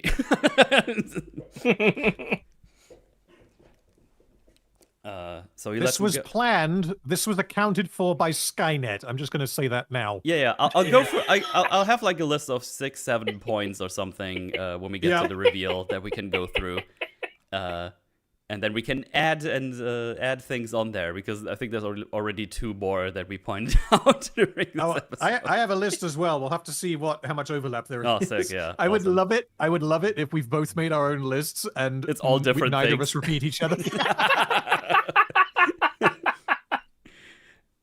No, chat, not 6-7, not that one. Oh, damn it. Yeah, I mean, you know what really sucks about that meme? Those 2 numbers are next to each other. I know, right? It's so easy to say them in sequence and not mean to. Yeah. Anyway, I guess John listens to his heart and gives him a radio device as like, let me know when you find him. And then Marcus just swims away. Also, John says, what are you? And Marcus says, I don't know. And he leaves. And he tells the other ones he got away. Yes, universal concept. 6ix9ine is the better meme. It has lore. Yeah, it has lore. Yeah. Back inside the base, he's like, why did you do it, Blair? I saw a man, not a machine. Oh, okay, let her go. That's pretty much it. Wait, are you a machine? Prove it. He does like a little speech towards his own people. It's like, we gotta save people, blah blah blah. He also first he talks to the to command. It's like, we do not have to attack. There's like things happening we can't do. Everyone is in assault position. It's like, oh, delay the attack. I have a chance to get to infiltrate Skynet and rescue the prisoners. Give me the opportunity. But he's like, no, we gotta carpet bomb the shit out of this place. If you do this, we'll undermine the whole operation, as you guys already pointed out. A question. Yes. Why does John Connor not explain to Michael Ironside who Kyle Reese is? I mean, that, like, yeah. Yeah, I don't know. At this point, like, if he hadn't done it before, fine. But right now is when you do it. Yeah, but no. Just no. It's not happening. Like, Michael, you're literally going to undo reality if Yeah. you do this. You remember how he's like #1 on this kill list? He is, again, the reason why. But instead he's like, no, let me free those prisoners. And then he gets relieved of his command. And then everybody in here is like, I didn't catch that last part. We're with you. And then John Connor does like the thing to all the resistance forces. Is like, don't bomb the city. We have to get the prisoners, or we're not different from the machines. And everybody in the Riz is like, man, John, you're a legend, mate. We all listen to you. Every single one of them. Unless I missed something, but I'm pretty sure no one is attacking this place. Yeah. Which, that, like, again, I like what they're trying to do, I guess. But the problem is they try and do it both ways. They try and have, like, a whole load of people, like you say, literally everyone here in a command position, apart from Michael Ironside, believes in the prophecy, but none of them know who Kyle Reese is. Yeah. I mean, like, I guess I can buy why, like, not everyone would know who Kyle is, because, like, those might be details that he wouldn't share on, like, say, his podcast. But, like, Michael Ironside, why not? after saying Kyle Reese is #1 on the kill list, he should have said, that is my father. Like, Yeah. he's like, I know you don't believe it, but like, I'm telling you, the reason I know everything I know about Terminators is because they sent the next model, which, by the way, I noticed that they're making right now on this last mission that I was Yep. on. They're making the T800, the one I've been telling you about for 18 years. That's in production as we speak. And now you're telling me that my father is #1 on the kill list. Can you please start to believe me a little bit, Richter? Rikta. See what the body, Yeah. Richter. Sorry, I actually forgot See about the that one. body. That's like my favorite Michael Ironside scene ever. So Oh, he's good. so good in that movie. It's the best sassy Arnold line too. I'm telling you. So yeah, all very cool people in the Resistance. And yeah, as pointed out, he leaves on his own, and this is where we get the things like, what should I tell them if they realize their commander is not here anymore? Tell them, I'll be back. He does the accent and everything. Oh my god. Does he do that? No, he doesn't. That would be hilarious, like- though. Tell them I'll be back. I mean, I guess yeah, like that was the member berry moment that bothered me the most in this movie, and yeah, I would have liked to say there was hardly any of that because again, I think the Kyle saying "Come with me if you want to live" is fine. Like that one at least is in context. But probably the reason I preferred this movie to Terminator 3, which, like I said, as you discussed, this movie doesn't get better. It's because they didn't do that all that often, but it's still here. They definitely do it. It's not absent. It's just fewer.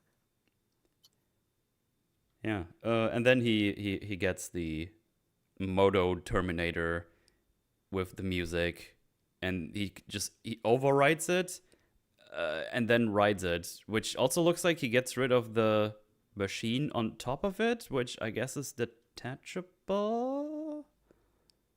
I mean, like, yeah, the fact that the Skynet, like, what we call them again, Moto Terminators. Moto Terminators is what they're called. Why do they have any controls? Terminator bikes. Why do they have controls that a human can possibly use for any reason? Yep. Why does it have a clutch? Why does it have a brake? What is Yeah. it? Like anything at all that is an interface that is compatible with human body. There's no reason why they would do that. Well, the because thing it's is, it autonomous. doesn't look like it does because there's like this machine part on top of it. But when he starts riding it, it's gone. Well, I mean, if that's the case, if that's how it works, then that just suggests that Skynet like infected a motorbike factory and made it evil, and then they just strapped a load of like robot bits onto the top. And they're So this clearly thing a wasn't built from the ground machine. up. They literally got a motorbike and made it evil. The evil Yeah. motorbike factory. Is Yeah. Skynet strapped for resources? They have like a limitless supply of slave labor. Okay, so just to make it There's clear no what I possibility was of revolt unless one's reprogrammed, I guess. saying. This is what it looks like when it's fully operational. There's like a whole thing that even looks like it has like arms attached to anything. It doesn't even look like there's a fucking handlebar for this thing, right? Yeah, especially No, a side there's view not. too shows like there's a big round thing on the top of it where you wouldn't be able to put a human there Yeah. because that big So- round thing is there. Now I'm trying to get the shot where you see him right off. And this is with him on top of it. Where is Yeah, everything? it's just completely different now. He's also holding on to something, even though the arms looked like they were going all the way to the middle of the tire. So yeah, Wait a minute. Is he hacking it with the he's source overriding code it. Yeah, thing? he's overriding it with a thing. Right. Okay. So in that case, I think maybe what we're meant to accept is that he's programmed it and told it where to go, and now he's just sitting on it. Possibly. It's not like he's actually riding it like a motorbike. That doesn't really improve anything because, like you say, this is obviously now just a motorbike. But Yeah. So yeah, bitch silly. I mean, also, like, they had, like, Marcus tries to escape on a motorcycle. Like, why does he just take one of the human motorcycles? Why does he need one of theirs? He doesn't, like, he stops, like, a bridge away, a stops broken outside. bridge that he crosses, and then, like, stealth infiltrates from there. So it's not like his plan was to ride that thing right into the Skynet HQ gates. yeah. Like, I really think it was just, okay, let's have You Will Be Mine by Guns N' Roses and a reason for him to do it. And then motorcycle, because John Connor spent his youth riding motorcycles. Yeah. Marcus just walks into the thing, the perimeter, He lets himself get scanned, and just walks in. It's kind of funny. I just saw here. I didn't even notice that he kind of sneaks through the place, even though he already figured out that he's like welcome here. He can just walk. Like, I don't think he needs to hide anywhere, but just a bit weird. This is that's the other thing, right? It's like he's the one that can get in there. Why? Because just look at me, which is like, well, I mean, you don't know that they're gonna just let you into their command. Yeah, and especially after they shot at you numerous times already. Yeah. And I think that's the thing, right? And then it's like, well, but I mean, it's their plan to let him in there. It's like, okay, but like, why? Why is that their plan? Well, he walks all the way into the middle of the big tower while John outside is waiting for the signal. And I don't know, man. They must have cleaning robots as well, because this fucking place looks pristine. And looks like it's being used by humans for no reason, really. It looks really nice in here. They got like janitor T8, whatever they would be. I don't know. There's a cleaning joke in here somewhere. Janet. Well, it's just janitors then. Just Terminators, janitors. Janitorminator. I don't know. He just kind of plugs himself into the mainframe. Whatever. He gets all the data. He syncs up and is like, oh man, so this is all what happened. That's crazy. Judgment Day. Look at all those rockets. Yeah. And then he sends he finds where Kyle is, sends the information to John, and he makes his way inside somehow. I'm not sure if we actually see how exactly. But again, like even him being able to access their computer system and find anything that's relevant to him at all, it's like, is it that because now he knows he's like just Terminator infiltration tactics activate, now you have those skills? Yeah, he's now synced up. He's super synced up. He looks at like some, I don't know, photos of his news article or whatever when he got killed. Oh no, wait, they do show how he gets in. Oh, he grabbed like one of those Terminator eyes from the robot, which helps him to get inside the thing somehow. Yeah, it's when he took off the bike, which gets extra funny when you realize the bike has all this access. Yeah. Wait, so is the bike... The bike is meant to like stop at the gate and then use a retinal scanner and then get in. Is that I how guess it's meant to so, work? yeah. Because he keeps using it. He uses it on a door later on to let all the prisoners out. It's like, why would this ever work? It's for a bike. Is the bike meant to navigate the factory and go up and down the interior like stairs of the factory? Well, I guess if it wants to, it could, because the access is available. Oh, that's funny. We are all Skynet. It doesn't matter what model you are, you all have the same access. Why would the bike need access to this? Well, you're going to deny it its rights? Yeah. Is it not a Terminator? Anyway, Marcus is now synced up. John is just going around opening up all the cells looking for Kyle. The submarine is ready to bomb everybody, but everybody outside of the resistance people is like, no, negative, we won't do that. So yeah, rip that. Now they after they sync up, I guess Marcus falls unconscious again, and they repair his skin and everything, so that's nice. And then Evil Lady appears. Why does any Skynet device have screens? I don't know. So we can have cinema. Anyway, Evil Lady on the screen says, "Welcome home, Marcus. I know you'd be back. After all, it was programmed in you. Fuck off." Did she also do the accent? Bullshit. It's like, we figured this is going to be the nicest person for you to see. We could also be Kyle face or John face. And then he asks, oh, what am I? It's like, oh, you're an infiltration prototype. The only one of your kind. Yeah, that's a good cop-out, as always. And they tell him, we resurrected you, advanced Cyberdyne's work, and amended it. Whatever that exactly means. So, yeah, they made him for a purpose. I'm just reading off the subtitles because that's probably good context. We programmed you so you can achieve what no other machine has achieved before. And then they show us Kyle Reese, and also John Connor. Because apparently they had access to his feet, or now have, whatever. And so this was all the plan. They made him so he can infiltrate people and get them Kyle and fucking John Connor. That was their big plan. We gave them what they believed, a trick in the form of a signal the resistance thought would win the war, and they were right. This war will end, but we will be the one who wins. So, yeah, the signal was obviously a ruse. He is obviously a robot. Because now the Skynet uses the signal to track the signal they put out, and they are now gonna just blow up the submarine. And with that, the command structure that has already been failing because John Connor is such a legend and can tell everybody to not do anything. Now that command structure is gone completely, plus whoever is working on that submarine. So, yeah, single point of failure, always a great idea. Yep. So they made him because all the other machines have failed so far. We created the perfect infiltration machine. That's what they did. So that's very cool. So, should we talk about their insanely cool plan that they had here?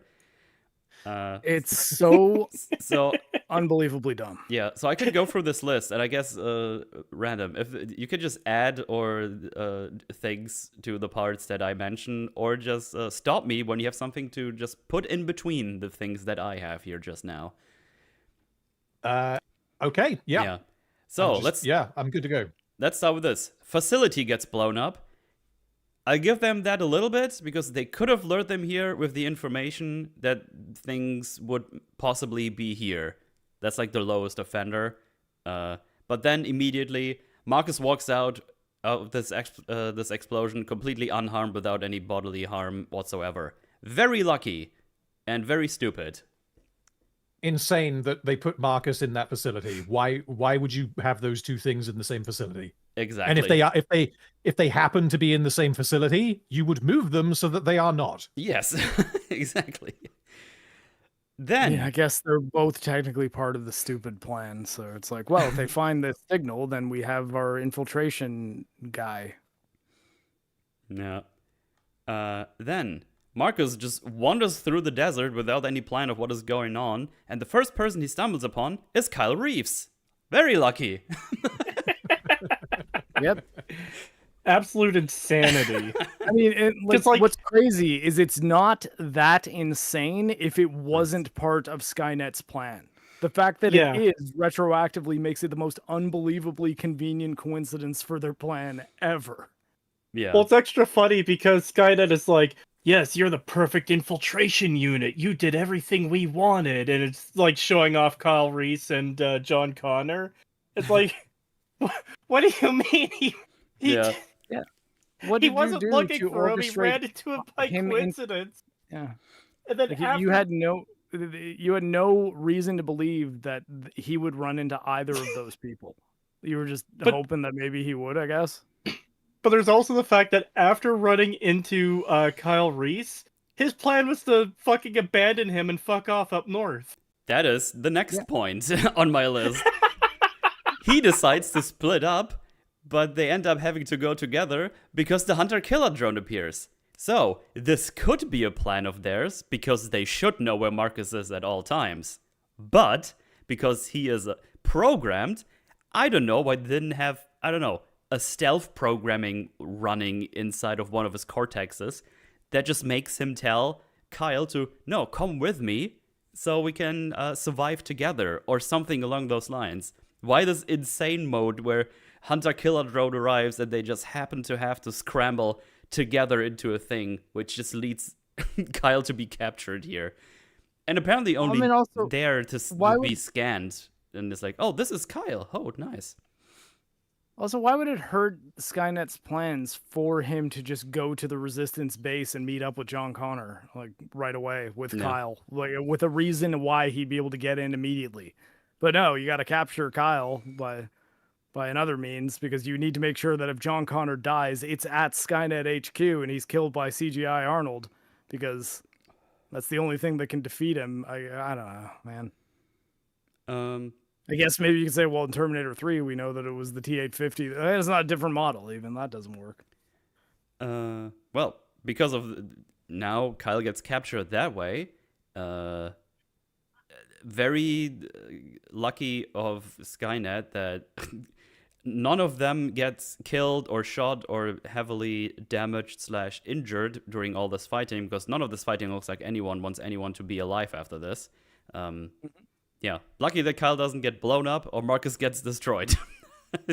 Especially considering if Kyle gets blown up, though, that's like it's an instant double kill. And I think like what makes it more confusing too is we don't know how much Skynet actually knows about why Kyle or John are even important at this point.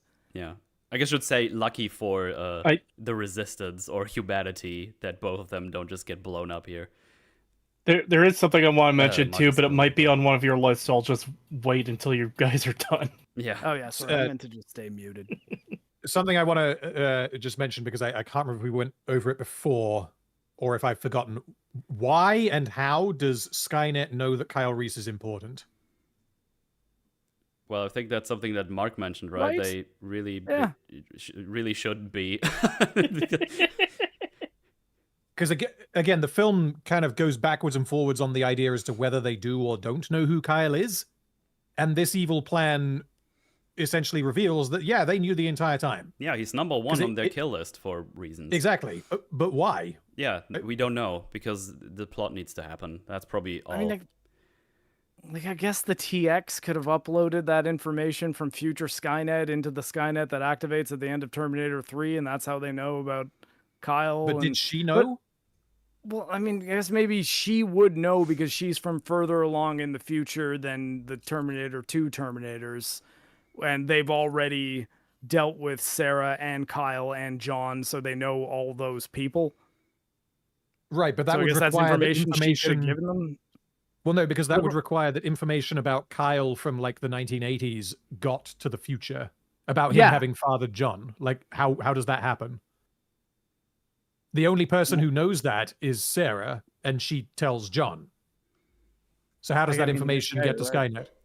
I mean, maybe they know that Kyle is the one who went back in time in Terminator 1 by the time Terminator 3 happens. And again, like, I'm only saying that knowledge by Terminator 3 is only important because theoretically the TX could have brought future knowledge to past Skynet in that film. But even then, like, it still doesn't work because then it's like, why don't you just kill Kyle? Yeah. Kill Kyle when he's a teenager. He can never have John. John disappears from existence, and Sarah can, I don't know, be a waitress until she gets blown up by Judgment Day. Problem solved. Yeah. Until you have to deal with the Latino girl in Dark Fate, I guess. Okay, just random question here. Can anyone remember her name? Who? She's the main character of Dark Fate. Can anyone remember her name? I memory hold Dark Fate completely after watching it once. No. Like, it was enough. I have no idea. Yeah, we're gonna probably have to watch it sometime in the next year. So let's try to, like, I don't know, save ourselves the anxiety of anticipating. Yeah, he's captured now. After falling down into the water, Marcus that is, he gets to meet up with Blair, who just happened to have to eject, happens to get him to the base, which also happens to be the base that John Connor is in, which leads them to meet up and concoct a plan that they do right here, right now. Very, very, very lucky. Yeah. There's three parts of that I need to highlight. So Skynet is hoping that he bumps into John Connor at some point. Skynet is hoping that John Connor learns that Marcus is a robot, because that's not a sure thing, because Marcus doesn't know that he's a robot. And Skynet is hoping that John Connor doesn't kill Marcus immediately after learning that he's a robot. Yes. Skynet can't control any of these things, but these all have to happen. Yeah, and also They there's can a control killing Kyle though. and also Yes. the only reason the whole thing in the base happens is because they get attacked by some rapey raiders. He saves Blair. They have a cuddle, and they have a little talk where she's like, "Oh, he's definitely human. I'll trust him with my life." Wait, did So I guess Skynet with that send the being a Raiders? I guess I was just gonna say, with that, the rapey raiders being a deleted scene, I guess the idea is that if that doesn't happen, he saves her from the like little comms tower that her parachute's stuck in. Okay, yeah. No, I'm just saying if that also wouldn't happen, they wouldn't have like this relationship that they have right now, because that happens right after this. So Yeah, I'm not saying this they're is really banking on. I'm they're not banking saying on this is him- a plan that was part of Skynet's plan. I'm just saying that this is just another instance of how this plan wouldn't work if this wouldn't have happened. Yeah, it hinges on Sam Worthington being interacting with a resistance member who is attractive, single, and and he's her type, like almost entirely. Yeah, because I think if that wouldn't have happened, this would have just been a thing. Oh shit, I got tricked by a machine, so now we just got to disassemble him here in this base, and it's over with. That's. Or just maybe have one of his fuel cells blow up, because those are a thing that they have now. Yes. And even though he does get out of this base, it is very lucky that he doesn't get blown up, exploded, destroyed, cut, drowned, whatever, while he's trying to escape this thing, and also gets just let go by John, who suddenly is like, yeah, you know what? You saved me from this one Hydrobot. Maybe I'll give this a chance. I'm listening to my heart because I listened to the tape of my mom again. Well, I mean, like off the bat, I think John should be pretty primed to trust a friendly Terminator more so than pretty much anyone else in this world. But like, I don't know. Well, man. Yeah, but that's Construction after he is tries to really shoot him so to bad. bits. And that's the thing, right? It's like it off the bat is strange that John was the one that was like, you and I were at war for it. It's like, what? You've never seen this model before, and you know that if it was trying to kill you, you'd probably be dead. Yeah.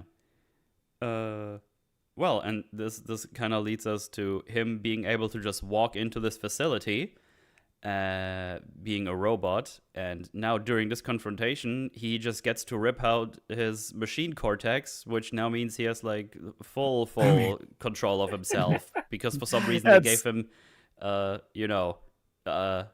self-control. That like with the his, idea I that the thing keeping him a part of Skynet's plan is easily ripped out again with no tools. Just yeah. now you don't control me. Yeah. It would be It funny is- if like he was walking away and she was Not like, only that was just his sex drive. So I guess not only retarded by Skynet that's a thing they did. Also really lucky that he didn't just fucking disassemble himself by this with this and just fall over and die or something. And they keep talking about, insane. we programmed you this way. It's like, why are you not using like any kind of like stealth programming that if he's trying to do a certain thing, he just can't do it or reacts in a different way that's not suspicious or whatever. You say you programmed him, but you didn't program fucking shit. You didn't do shit. I mean, like, and I think it's also the kind of thing. It's like, can you even program something that has a human brain? Because clearly, the other Terminators that pass as human are just like they're just human enough to fool people sometimes, but they act very strangely to most of the people who interact with them. I had a couple of other things to slide into the summary, Absolutely. I guess. So Skynet has to hope that they manage to capture Kyle Reese, which requires that they identify him and then, like, what if he's just in a bunker somewhere? Like, this is not a sure thing at all. Yeah, they because have to... again, to add to this, also, it's like we know they have a list that has Kyle Reese on the #1 list. Like, why is he not being found by the Resistance Yeah. and just put into like some, as you said, like some bunker or like in a building, Padded or cell. maybe Yeah. even the fucking submarine that they think is so fucking amazing. They have to feed this like evil code to Michael Ironside and then hope that he decides to nuke Skynet immediately. Yeah. Because that is what motivates John to want to get inside to rescue Kyle. So the Skynet's plan relies on Michael Ironside deciding to nuke them. John then has to learn Kyle's name and that he was on a kill list, which, as we went over, he doesn't just get told that he's on the kill list. He has to do some poking around to find out. Mm-hmm. Skynet was not controlling when that happened at all. And they also didn't control Marcus had to learn Kyle's name from John as well, which Skynet can't control. So then Skynet allows Marcus to get John inside of Skynet so that they can ambush and kill him. But then, for absolutely no reason, so this plan is already insane. There's about 12 steps here, and it is complete fucking nonsense. A lot of this is hinges on happenstance. Just, hopefully this is going to happen. So the reason why when I was going over this is why I kind of decided that, yes, this film is worse than T3. Because T3 has a couple of bits like this, like when everyone happens to cross paths right at the beginning in the vet clinic, and then Arnie takes them away. This movie is that, followed by that, followed by that, followed by that. Like, the entire plot is that. Yeah. And then, even, like, given how insane this plot is, this evil plan is, Helena Bonham Carter then explains Skynet's evil plan to Marcus for absolutely no reason. This thing is an AI, so there is no reason for her to even talk to Marcus. But it has to, because if it doesn't, then John Connor is dead. Which means that essentially Skynet sabotages its own evil plan at the final step after everything went exactly how it needed to go. Yeah, it's a good plan. I like it. Yeah, 10 out of 10 plan. 6 out of 10. 6 out of 7. 6 out of 6 out of And, like, I mean, it's even one of those things that, like, in a movie with time travel, you could maybe say, well, they know that the plan has all these conveniences because they know how that it was going to unfold that way, and this was the way they could move it to their advantage. But that even immediately falls apart when they don't immediately kill Kyle the first time. Yeah. It's like, well, if you're basing this on your knowledge of the future and you understanding how important Kyle is, movie, tell us that. Tell us whether they do or not. And if they do, you've got to make it so that the Terminators never have hands on Kyle at any point. God, Like, I just he realized needs to another. be I just realized totally out of another sight. thing. Oh my god, this gets worse. So, the big problem is they say we programmed you to do this infiltration shit, right? And have to come back here. The fact that they didn't program him in a way where they feed him the information he needs to not be fucking suspicious. If he, like, imagine if he met someone out there that is not a bumbling idiot like Kyle is here, and they just keeps answering the question like, what is this? What is this? What year is it? Blah blah blah. Just have him be like, oh yeah, I've been separated from my resistance force. I'm pretty sure they got killed in the fight. So now I'm just trying to get to John Connor or whatever, whoever is near here right now, and just have all the information so he just blends in, you know, like an infiltration unit, and not an infiltration unit that doesn't know anything about what's going on. It's like, I don't know where I am. What year is it? It's like absolutely stupid. You could be so much more effective with anything, but I guess that's the thing we decided to do, because this would have been a very different movie without the whole quote-unquote mystery. Is he real or is he not? Do people deserve a second chance, which I guess they want as a theme in here for some reason, even though they mentioned like twice, and it's not really a through line. I don't know. It's fucking shit. It's dumb as... Yeah. I don't know. Anyway, we're getting to like the final things here. Even though there's like 25 minutes left, this is like going to be a lot of action now. Pretty much. Oh, are you done with the list? That was the list. I think we made like 12 points out of the 7 I had. So It's something like Okay, that. Yeah. I have a couple I want to mention then. oh, sick. Let's go. Skynet says, "Oh yeah, every plan we've had to stop John Connor has failed." What do you mean? You haven't had those plans yet? Oh yeah, I guess if they're talking about the other Terminator movies, that hasn't happened Yeah, yet. that's like- Yeah. Yeah, because Skynet is defeated right when they send the Terminator back in time. Yeah, maybe At they least- they mean just a general. We tried all these things here, but the We thing tried is, the motorbike Terminators. We tried Yeah. everything, you know? we have the like- Transformers. Like they just can't get it Yeah. done, man. But don't know. they probably do want you to believe they mean the movies because that's what Yeah. the audience is gonna think when they say that, even though again hasn't happened yet. This next one is less a story problem and more just like what they did visually. I think it's really fucking goofy that every time she changes her Ooh, face, sorry. there's the fucking red eye Terminator metal skull underneath. It's like, you don't have a physical form. Why are you doing that?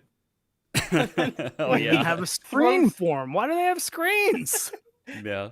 When he throws the fucking table or chair or whatever it is through the screen, you see her eyes go red again as if she's fucking pissed that he's doing that. It's so funny when they have like this random evil imagery. I just always have to think about the Superman movie where he's trying to convince Superman with his pile of skulls. It's the funniest fucking thing ever. I want you to join me. Here, do you see this pile of skulls and dead people? It's so funny. I like to imagine the fucking lamest version of that where he's just like, yeah, aren't these skulls badass? Don't you want to join me now? Fucking cool. You can make a throne out of them, dude. Yeah. Yeah, so this just gets you can just pile on more and more. This is like one of these things where you can just try to see how many issues you can find, and it's probably the more you watch it, the more you'll find, of course. So yeah, he's getting all of this now. In the meantime, John has opened all the cells, right? And he's like, Kyle, Jason! It's just going around. And he I guess he finds the first T-800 with Arnie skin and everything. Who saw that coming? Like, how did they design this evil factory so that would happen? Sure, yeah, he's gonna look at this specific cell at this point, but it's not a cell at all. It's a Terminator. And I think this though was the big like VFX flex that this movie had. Yeah. That it's like, well, Arnold's Yeah. too old to be in a Terminator movie, which I don't wish that turned out to be the case after all. But so we're gonna use modern CGI compositing technology to do basically a very early deep fake of Schwarzenegger. And I will say I appreciate that it looked reasonably okay, and they very quickly burned his skin off so that it didn't matter if Yeah. it didn't look good. So I was like, Yeah, okay, well, I thought it looked good, honestly. I think Yeah, that it does. broadly speaking, this movie looks good, which is, I mean, you should expect that because it's the most expensive Terminator movie they've ever made. Oh, really? Damn. I really Yeah. thought it was. This was more expensive than 3. This was a $200 million movie. So marginally more than 3, substantially more than the others. Okay. Yeah, you gotta wonder. It's like, how does a movie that's like shot almost entirely out in the desert with like more CGI stunts than Terminator 3, I would imagine, end up being more expensive than the one that had big crashes and stuff happening in a city? Yeah. But yeah, like because this predates the what would the other, like, I guess deep fake ones be? You've got 2049, you've got Rogue One, Indiana Jones, like all of those other movies that started kind of doing essentially motion cap, because all of like the motion capture stuff that they use to kind of, you know, de-age people and all the rest of it and swap faces, that kind of started to become a thing really after Avatar, because they use that performance capture technology that they use on Avatar. But this came out in the same year as Avatar, so they didn't have that same level of technology yet. And I think given that, it looks pretty damn good. You know, like prior to this, unless I'm forgetting something obvious, the kinds of things that you would get from you know, face swaps would be the kind of thing that you see sparingly in like the Lord of the Rings, where they would swap, like you'd have like the scale doubles, and then in a wide shot or something, you'd paste like Elijah Wood's face onto them. And because it's not like the direct focus of the scene, you can kind of get away with it a little bit because your brain fills in the blanks. Whereas here, it is a straight up, like, this is just Arnold Schwarzenegger from 20, 30 years ago. I was actually just center convinced frame taking part in a fight scene. I was actually convinced in the beginning. It's like, oh, they just made a wax puppet that looks really good, but no, it's just it's really well made CGI shot. Yeah, and I mean, I think also, as I was kind of mentioning, like one of the reasons why I think it looks as good as it does without ever looking goofy is that they smartly just make it so that it's a few shots, and then this enemy just becomes Terminator skeleton version of T-800, and that it removes there being too many situations where we have him look super goofy. I really appreciate that they didn't have him be like. John and Kyle run away, and then he's like, they'll be back or anything like that. Like it's like, no, they didn't do that. It's like, this is a T-800. We've seen multiple models of T-800 that look like this. This one is trying to kill them. That's it. We're not gonna go swing for the fences. We're just gonna hit like a clean bunt. Yeah. Well, as already mentioned, Marcus rips out the machine Cortex thingy. He's like, I'm better this way. Well, you're not getting a second chance. You won't save John Connor. It's like, oh, watch me. And then he does the throw in the screen, and he does the red eyes. It's funny. Machine. That's another... Sorry, just quickly, that's another thing about his little fucking chip. It's insane that it's literally skin deep. They didn't implant it like under 2 or 3 inches of steel where you can't just pull it out. Yeah, or just do better programming. That too. John also has told the Resistance, I need now air support. So they're on their way now. We go back to we go to Kyle, who's about to be... actually not sure what that robot is about to do. Kill him, put him in the little mind meld machine, whatever the fuck he's on right now. It just happens to happen that Star is walking past, and it's so funny. She does not know he's there, so she would just run away. But he's like, Star! And she stops, looks at him, and all he does is like, go! It's like I found out that was that girl's name when you said it right here, right now on this. I totally didn't even catch that. It's just so funny. I keep forgetting her name. Oh, me too. She's not useful in this movie. Who cares? She's not a character. Yeah, she's the heart and soul of the film, guys. Yeah. But also, she's so interesting to the Terminator he's currently being held down by that the Terminator's like, Star? Who's that? Let me go look over there because I'm very interested in that character for some reason. And then we use the visual Cortex Ex Machina because he... So this is actually where I now was wondering if he uses that steel pipe he put in his jacket, but no, he has like a scissors or something next to him that he uses and stabs it in the back. So I still haven't seen him use that thing.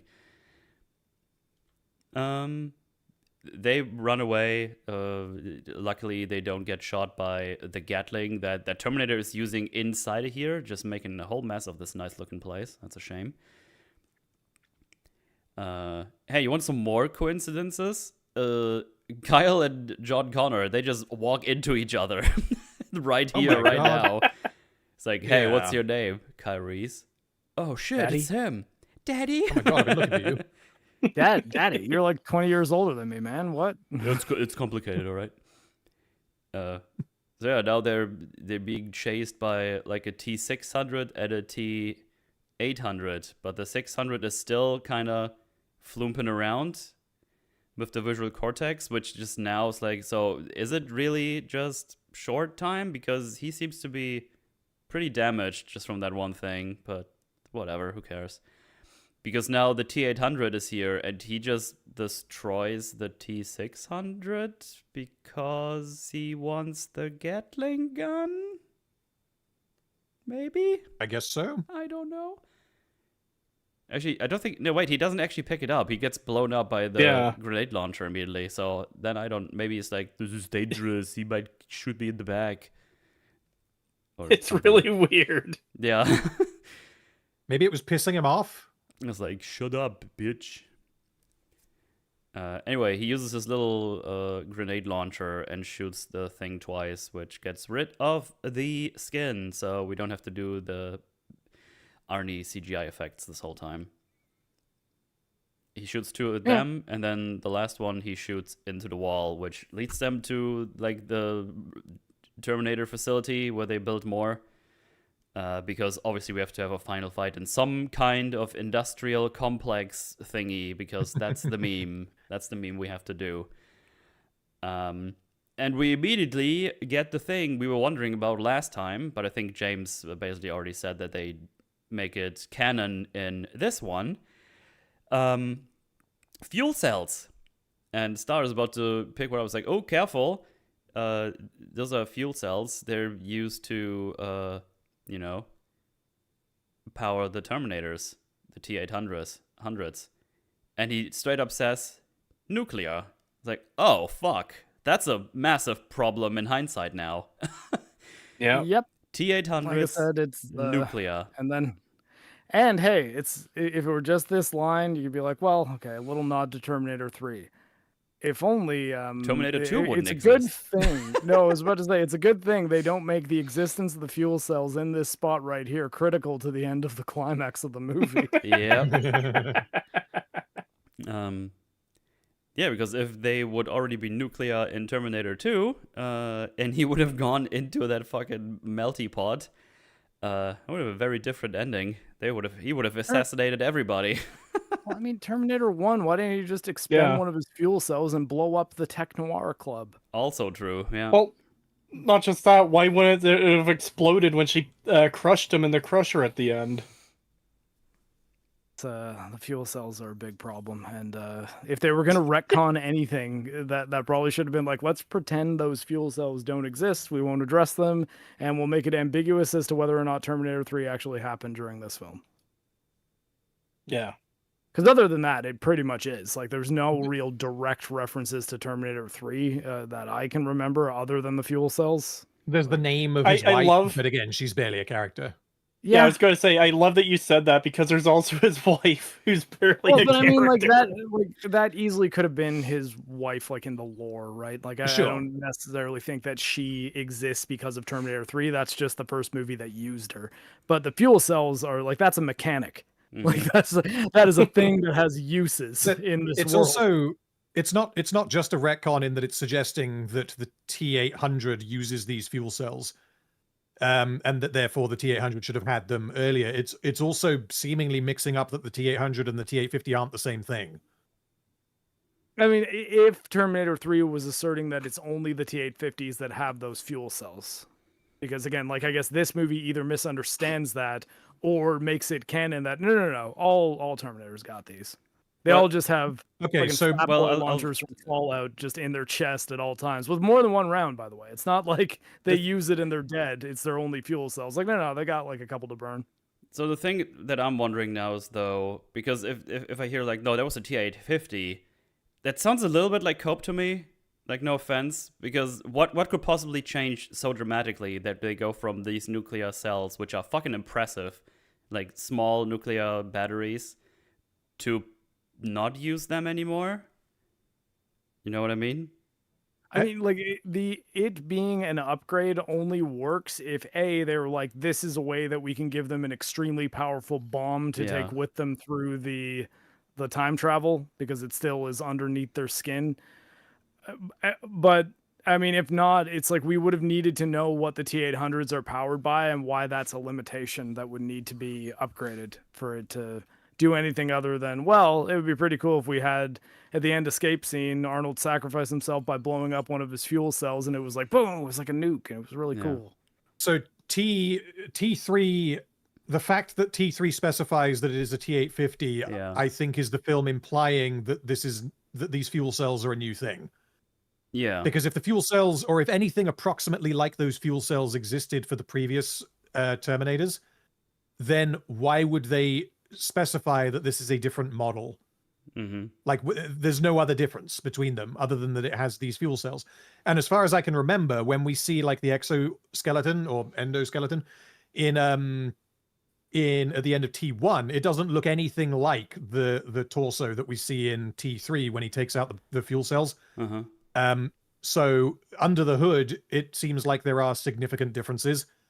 So like essentially, like if T3 had just said, no, it's a T800, there is no T850, this is just another T800, and then he pulled out the fuel cells and it turned out that they were a big fucking bomb, then it would be T3 that is damaging the previous movies. But T3 is kind of safe from that because it said, nope, this is a T850, it's a different thing. Mhm. And then Salvation is saying, actually, well, they're kind of the same and everyone has bombs, so fuck Yeah. it. Yeah. Okay, that's fair. Yeah, that's what I mean with like when this movie says it's the T800s that use them, but people were led to believe by T3, oh no, that's a T850. But then they use T800 here, maybe as like an overarching thing, so they both have them. It just gets confusing, you know. It's just Well, If I they mean, if both the have them, T800s then- are brand new, then they wouldn't have T850s even on the assembly line yet. No, they can't Yeah. have done. Yeah. It can't be like they were making both because Oh, this that's film actually- explicitly yeah. tells us yeah. that these are new.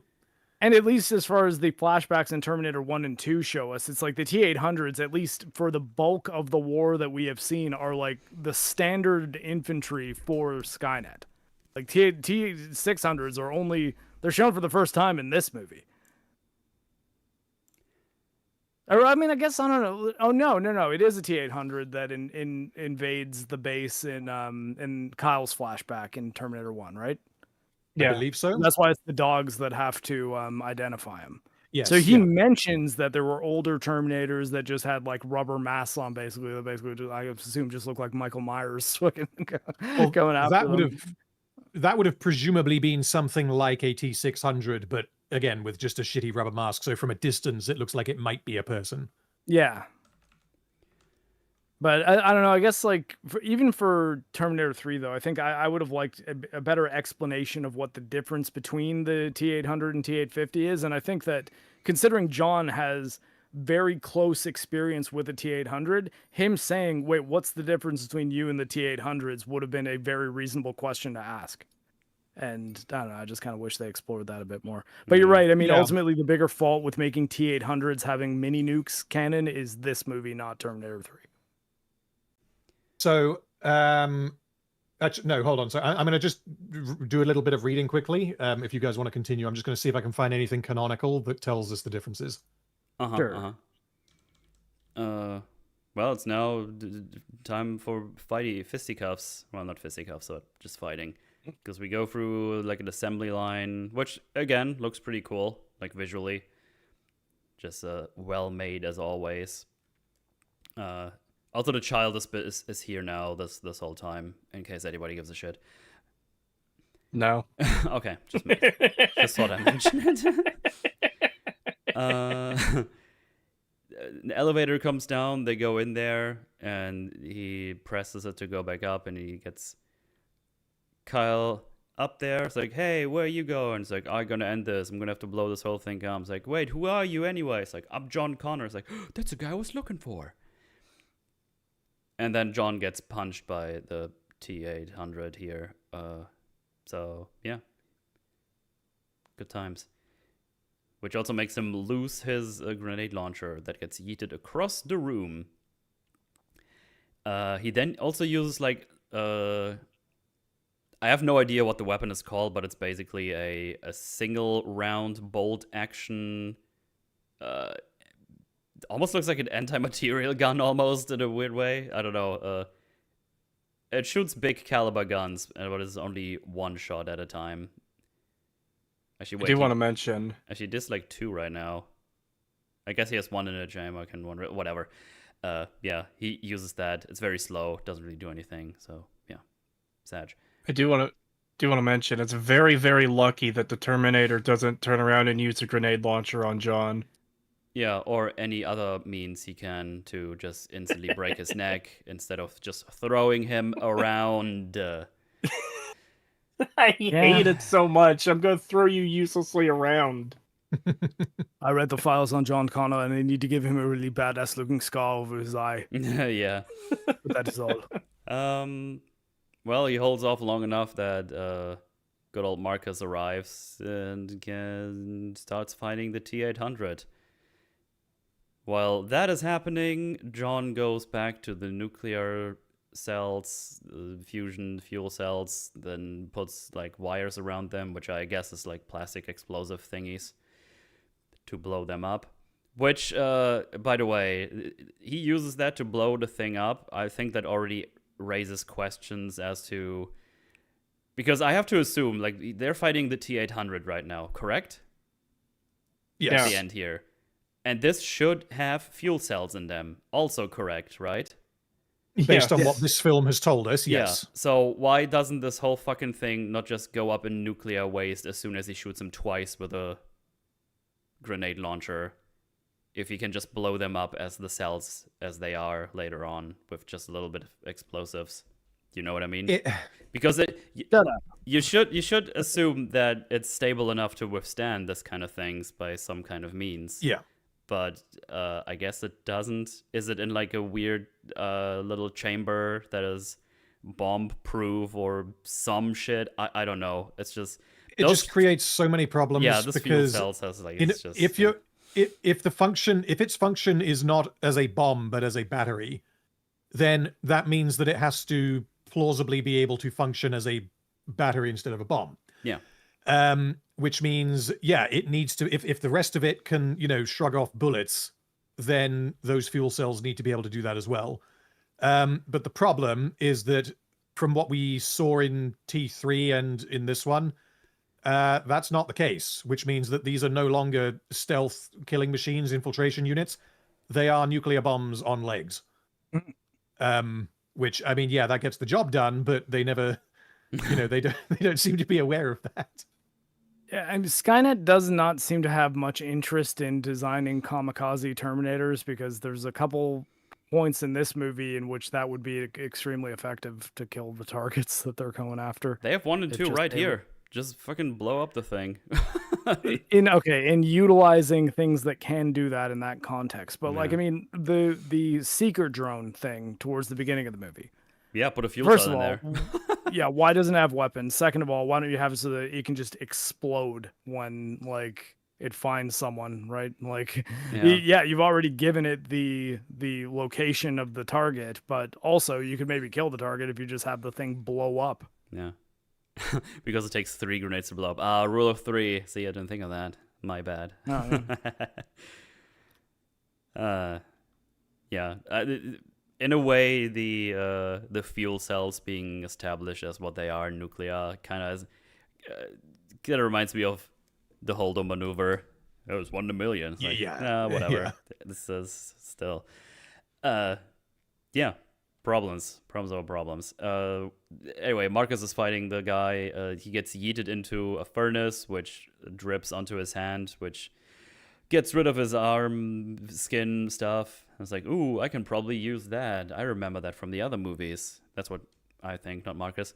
But before that can even happen, he does like the Terminator does a fucking 1-inch punch and explodes his heart or something. I mean, yeah, that's kind of a critical failure point of a robot with a human heart. Yeah, right. Why? Also, I find this one funny because like now tracking John Connor and the robot thinks it's behind the wall, looks around the wall and the screen just says error. It's like location unknown. It's like oh, I don't think that's an error. It's just like the person is not there, but fine, whatever. What's next? Let me see here. Oh, the reinforcements arrive and they tell them that John is downstairs. Still, they don't tell them that John is fighting a sentient nuclear bomb. There's tons of them down there, but don't worry about this. Then the T-800 mimics Kyle's voice. Oh, by the way, earlier John gets yeeted around like across a railing or something. which is funny because nothing happens. The moment he does it purposefully because he wants to get to his grenade launcher, he hurts his arm, which I just think is hilarious. But yeah, he uses the big old melty pot, explodes that, and is really lucky it doesn't just pour all over him and stops in place and just, well, apparently it's not that much in there, even though it's a massive furnace, but whatever. This felt extremely like a video game, like a QTE, because the T-800 walks under the hot pipe and you shoot it, and then he walks under the cold pipe that's right next to it and he shoots that. Yeah. It's kind of funny that he first gets like heated up and almost, well, not melted, and then there's like the cold pipe right next to it and he shoots that and he gets frozen. But not before he gets that eye scar that Marc already mentioned. Very exciting. Kind of weird how John doesn't even try to move out of the way for that. He's just like, okay, I'll take this. Please don't give me a badass scar. No, Well, he checks on Marcus and he just kind of starts punching his chest. It's just like, okay. It's like, oh, wait, he's a machine. Let me get these electrical wires. He fucking rips out with one hand, by the way. So I think he actually is a robot too, because he's strong as shit. Yeah, he jumpstarts him, which now I guess he also can function without a heart then when you do that, but I guess his heart is not exploded because he just brought it back to life. I don't know. He stops his heart somehow, and now the electricity is like a defibrillator and gets it back online, I guess. Which means that that Marcus needs to have a heart that is pumping, presumably blood. Maybe it's pumping PCP. We actually don't know that. Ooh, that might be it. But yeah, it has to be pumping something like an actual person in order for this robot to function, which means that the robot-y parts of it are reliant on oxygenated blood. Is that what we're going with here? Because that seems to be how this works. Sure. I don't have a better explanation, so that's probably how this does work. Also, it should probably be mentioned, this is like a full facility of Terminators and everything, and there's no backup from the Terminators at any time to just kill these two down here. This is like a facility. They're in the facility. But yeah, as you said, it's a duel. It's the boss fight. We can't have that. No ads in this boss fight. No ads in this fight. So I appreciate that in good boss fights. It's a literal assembly line. They should be walking off the line and walking over to start fucking beating the shit out of John Connor as well. But yeah, he gets resuscitated and he uses some pipe on the ground. Oh, actually, he uses the pipe that John Connor gets stabbed with, and I don't know, fucking corkscrews off the head of the T-800, which I guess means the version of whatever Marcus is stronger than a T-800, I guess. I guess so. Yeah. I mean, yeah, like, it's so silly that is the case. Yeah. This is our new version. It's really good. Except that one prototype that we made to feel for itself. And just went haywire. Yeah, like, I wonder if, Helena Bonham Carter's like, damn, if only I hadn't have explained my evil plan. Yeah. Because then right here, John would be dead. Yeah. So silly. Anyway, he grabs John Connor, they go to the helicopter, they get out of here. Star, remember that child? She has like her one useful thing. She picked up the remote detonator that John dropped at some point, and then he presses it, and then the whole thing goes up into flames because of all the fuel cells. And they save the day. Hooray. That's amazing. Yay. Back at a base, not the base, just a base. I don't know why they're just in the desert instead of just going home. Yep. But it's like they ran out of sets. Yeah, it's just go to the desert or whatever. Honestly, it feels like this final scene was just filmed on like a soundstage after the movie was completed. Right. Are you guys aware of the alternate ending? No. I know that there was one. Oh, don't know what okay. it was. No, I'll save it for when we're done talking about the actual ending. Yeah. You're gonna love this. Hell yeah. I can't Okay. wait. Is it better or worse than the actual ending? It's significantly worse. Ooh. Okay. Exciting. Anyway, everyone is together is great, except for John Connor is like, I'm dying. Hey, you, Kyle Reeves, come over here. You're a real resistance man. You have earned these colors. And he's like, yay, that's all I ever wanted. That's awesome. But they also say, hey, his heart can't take it, so he's probably gonna die. But lucky for them, they have some super soldier heart right here. And we remembered the theme with Marcus was like, everybody deserves a second chance, even though he must mean this for himself because this can't be meant for John Connor because he just saved the world. He's not. I mean, I guess I think it's meant to be both. I think it's meant to be both because he was going to die and now he doesn't. Hence, second chance, even though he did.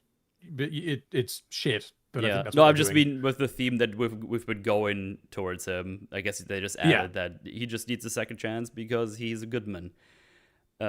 Anyway, Blair very sad because their relationship is very deep or something. I was like, here, take my heart, put this in here. And nobody at some point asked, do they have is there problems with your blood or something? Or it's like, no, don't worry, I got a good heart, just put it in there. And I guess they just do a full heart transplant out here in the desert, which is probably very sterile and everything's gonna go great. We don't see this, we just cut to that being the case. Anyway, Marcus dies because he doesn't have a heart anymore because he's a stupid fucking machine made by retard Skynet. And I don't know, he dies. They try to make I don't know, maybe there's some parallels because we see these things go up instead of down in the beginning because they do some valves or some shit. I don't know. I'm just making this up. It's because he's giving life instead of death. Yeah, see, it's really good.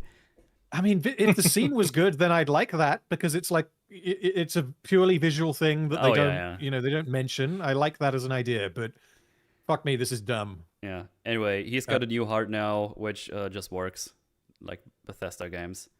And then we get a little outro thingy. It's like, this battle has been won, but the war rages on. Skynet's global network is still strong, but we will not quit. And then, say the line. This is John Connor. There's no fate but what we make. Bam, bam, bam, bam, bam, bam. That's the end. What a shitty fucking movie. So, luckily, John Connor was injured in such a way that means he needs a new heart. Yeah. And luckily, Skynet built a robot with a heart for absolutely no reason. Yeah. Skynet is just somewhere. It's like, this is the one thing we didn't want to happen. God damn it. Yeah. But yeah, that's that. Well, Marc, tell us about the secondary or alternate ending. I am aware of two alternate endings of this film. One of which the source is just going to be a trust me bro because it's for a buddy of mine that I was in university with, another film student who read the script, and the ending in the script apparently asserted that John dies.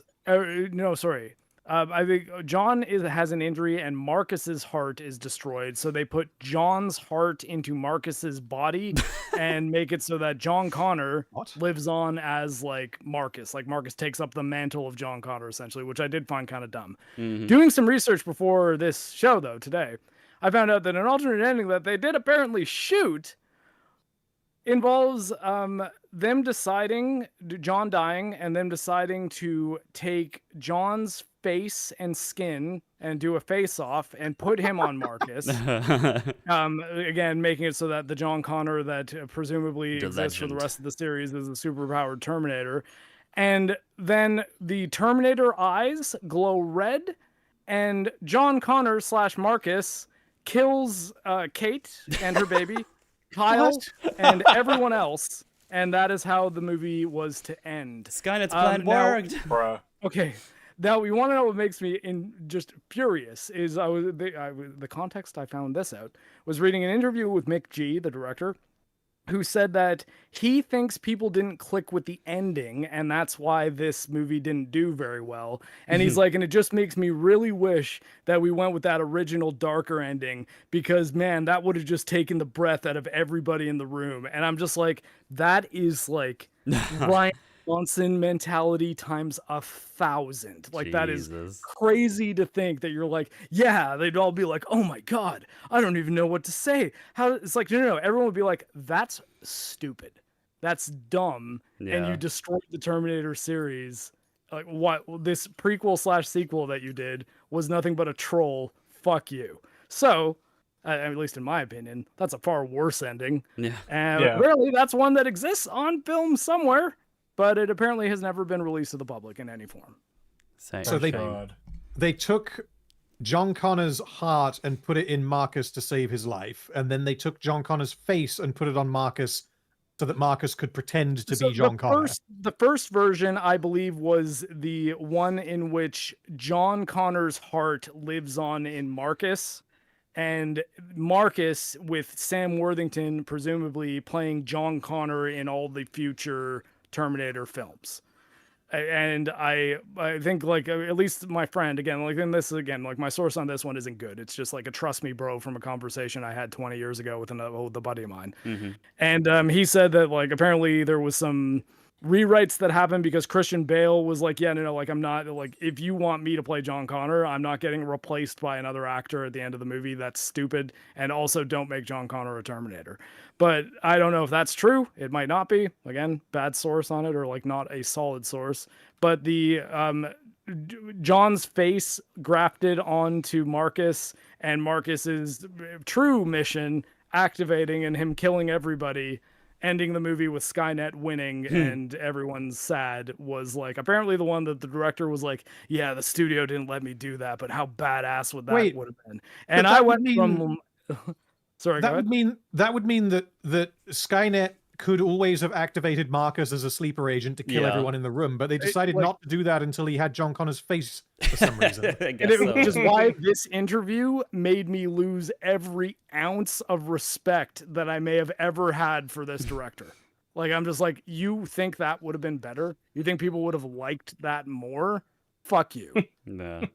I'm never watching the Charlie's Angels movie again after hearing that. It would have been funnier. It's kind of funny because while I was watching and I realized that Kate is pregnant, I was actually thinking like, did I forget about the ending where this John Connor dies, but the kid is just called John as well, and that's the actual one that they have to protect? That's like a thought I had. I mean, they could have done that. They could have done that. Yeah, sure. like, that would have been the thing if we got like halfway towards the end of production and Christian Bale was like, yeah, I'm not fucking doing another one of these. Well, because apparently this movie was intended to be the first of a new trilogy. And the reason that didn't happen wasn't because it didn't make money, because it did. It didn't blow anyone away, but it did earn its money back. Apparently the production company went bankrupt shortly afterwards, though. So that's why I believe the rights were sold and there was never a Salvation Part 2. And then that's why Genesis ended up being its own thing. Yeah, and then they ended up taking like the worst idea of the alternate ending and kind of implementing that in a weird way. So well done, whoever bought the rights to Terminator. Good Lord. But yeah, I read that interview last night and it infuriated me. So it's pretty bad. If I seem like I've gone harder on Salvation today than I did during the Terminator 3 episode, part of that might be my subconscious hatred for that being a thing the director even considered to be a rational thought. Yeah, I mean, even without that, this has just solidified my view that 3 is better than Salvation. Yeah. Absolutely. Yeah. I'm definitely even worse on this one now, easily. So I mean, don't get me wrong, I definitely like this one less than I did before I watched it yesterday and we talked about it today. I just still think Terminator 3 is just so silly. And, like, oh yeah, it is. I dislike them for different reasons. Like, I think Terminator 3, I'm just like, I hate how tongue-in-cheek everything in that movie is a lot. And I at least appreciate that this at times tried to be a serious Terminator prequel / sequel, but it just seems like whoever was writing this movie was trying so hard to have cool moments and twists and turns, but none of the twists are compelling. All the cool moments look like bargain bin rejects, deleted scenes from Transformers movies, but with Terminators instead of Optimus Prime.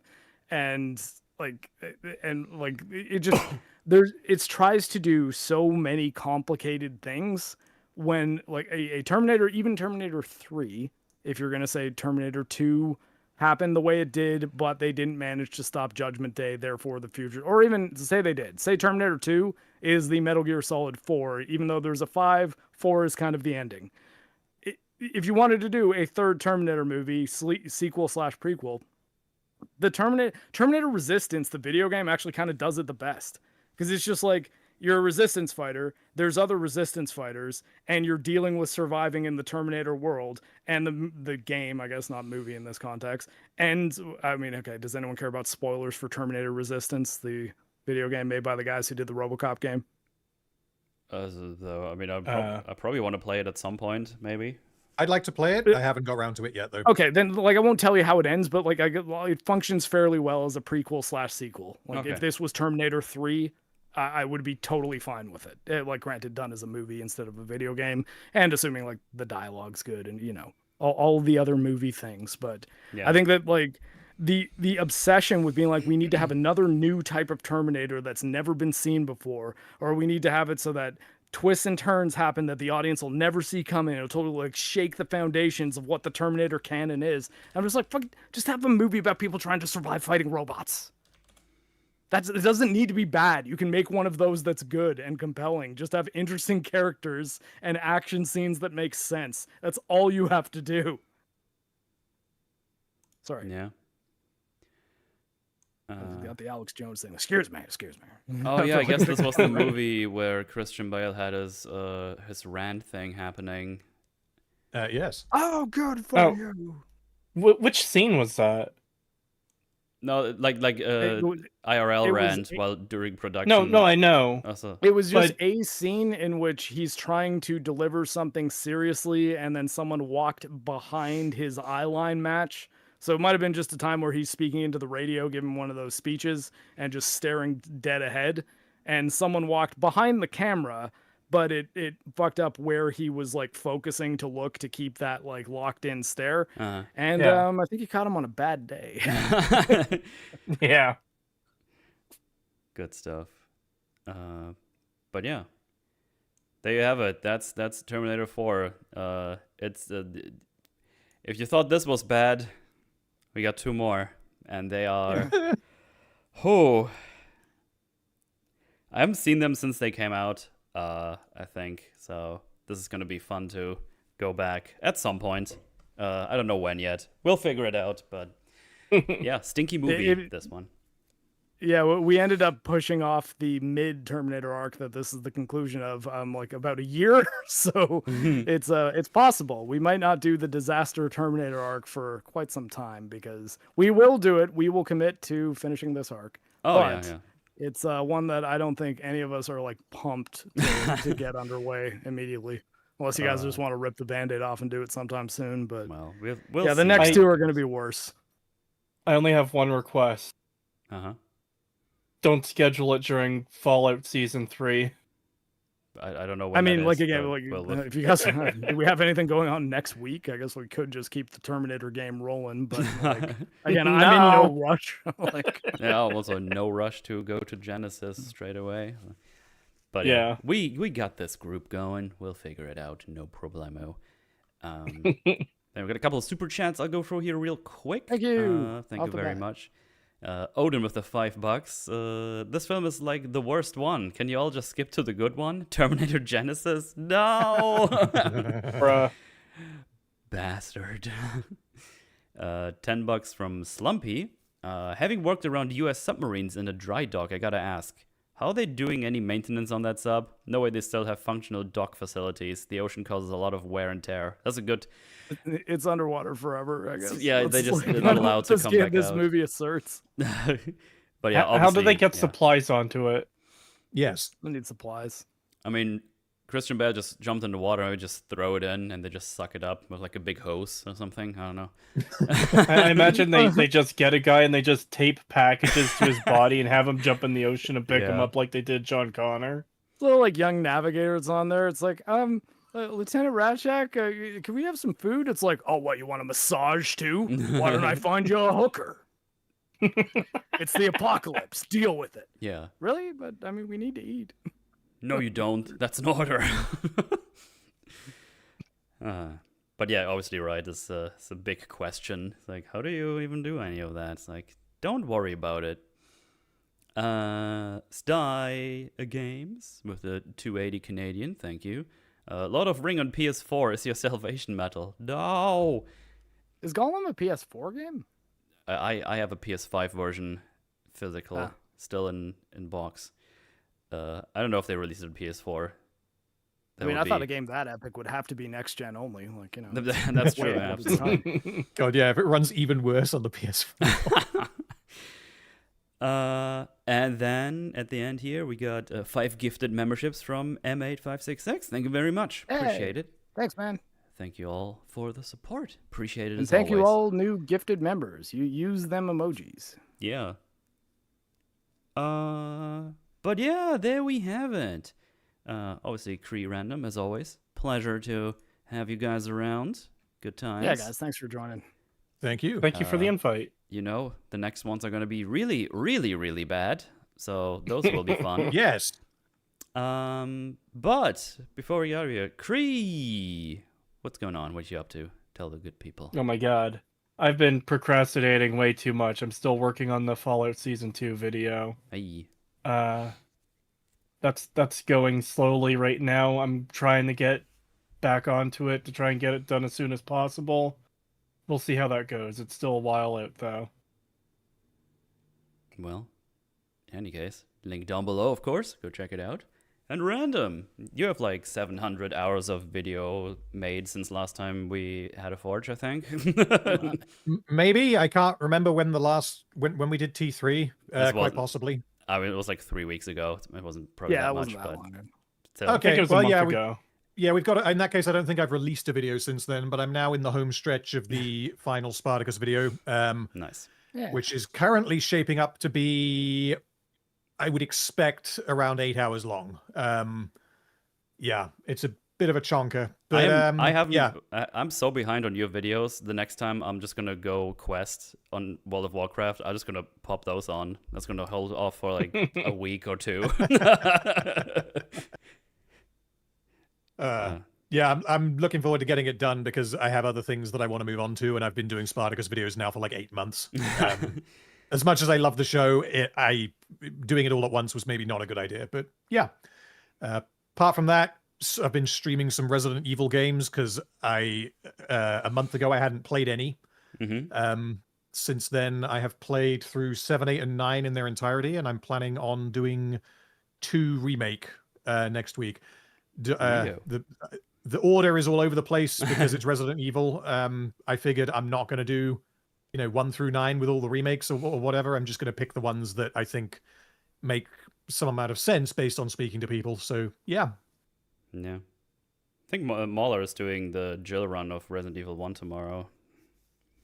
Yeah, I saw part of his stream for the other day, which is that's OG one. I don't know if I'm going to play that one. I'll have to decide because, yeah, I don't still know. enjoy some of the voice acting in that game. It is precious. Also, of course, Mahler streams that tomorrow because tomorrow I'm going to stream as well. Bastard. But yeah, also link down below, of course. Lots of fun things to find over there. Marc, you doing anything? I'm not really. I've just been making my way through the PC port of Death Stranding 2, a game with fairly realistically rendered faces, which also brings me to the thing I was arguing about with people on the internet for a good chunk of last week, which was NVIDIA's new technology that's incredible in a lot of ways, but I don't like it. But yeah, I won't get into that now. But yeah, no, other than that, just kind of doing what I'm doing. Although, I guess when you mentioned Spartacus, I did realize that the last time we were talking about that, I got something wrong. The Liam McIntyre is the Liam McIntyre was the replacement. Yeah. So I said that he was playing Bond in the new Bond game. I was wrong. He's Wolverine in the PS5 Wolverine game that's coming out. So, and I think I got that wrong. I kind of remember saying that, and I was like, oh wait, no, he's not Bond. He's Wolverine. But yeah, I mean, I guess that's kind of it. There's been a lot of rumors about maybe this being one of the last PlayStation games that gets ported to PC, which is a shame because this is a beautiful port. Although at the same time, because Sony has not said anything, I'm reluctant to start arguing one way or the other in that subject. It's just a thing that Jason Schreier reported, and a lot of people think that he is always correct 100% of the time, and I don't know. I'm like, I feel like if it was true, Sony would be like, yeah, we're not doing that. So buy a PS5 if you want to play Wolverine or any of those games. But we will see how that goes.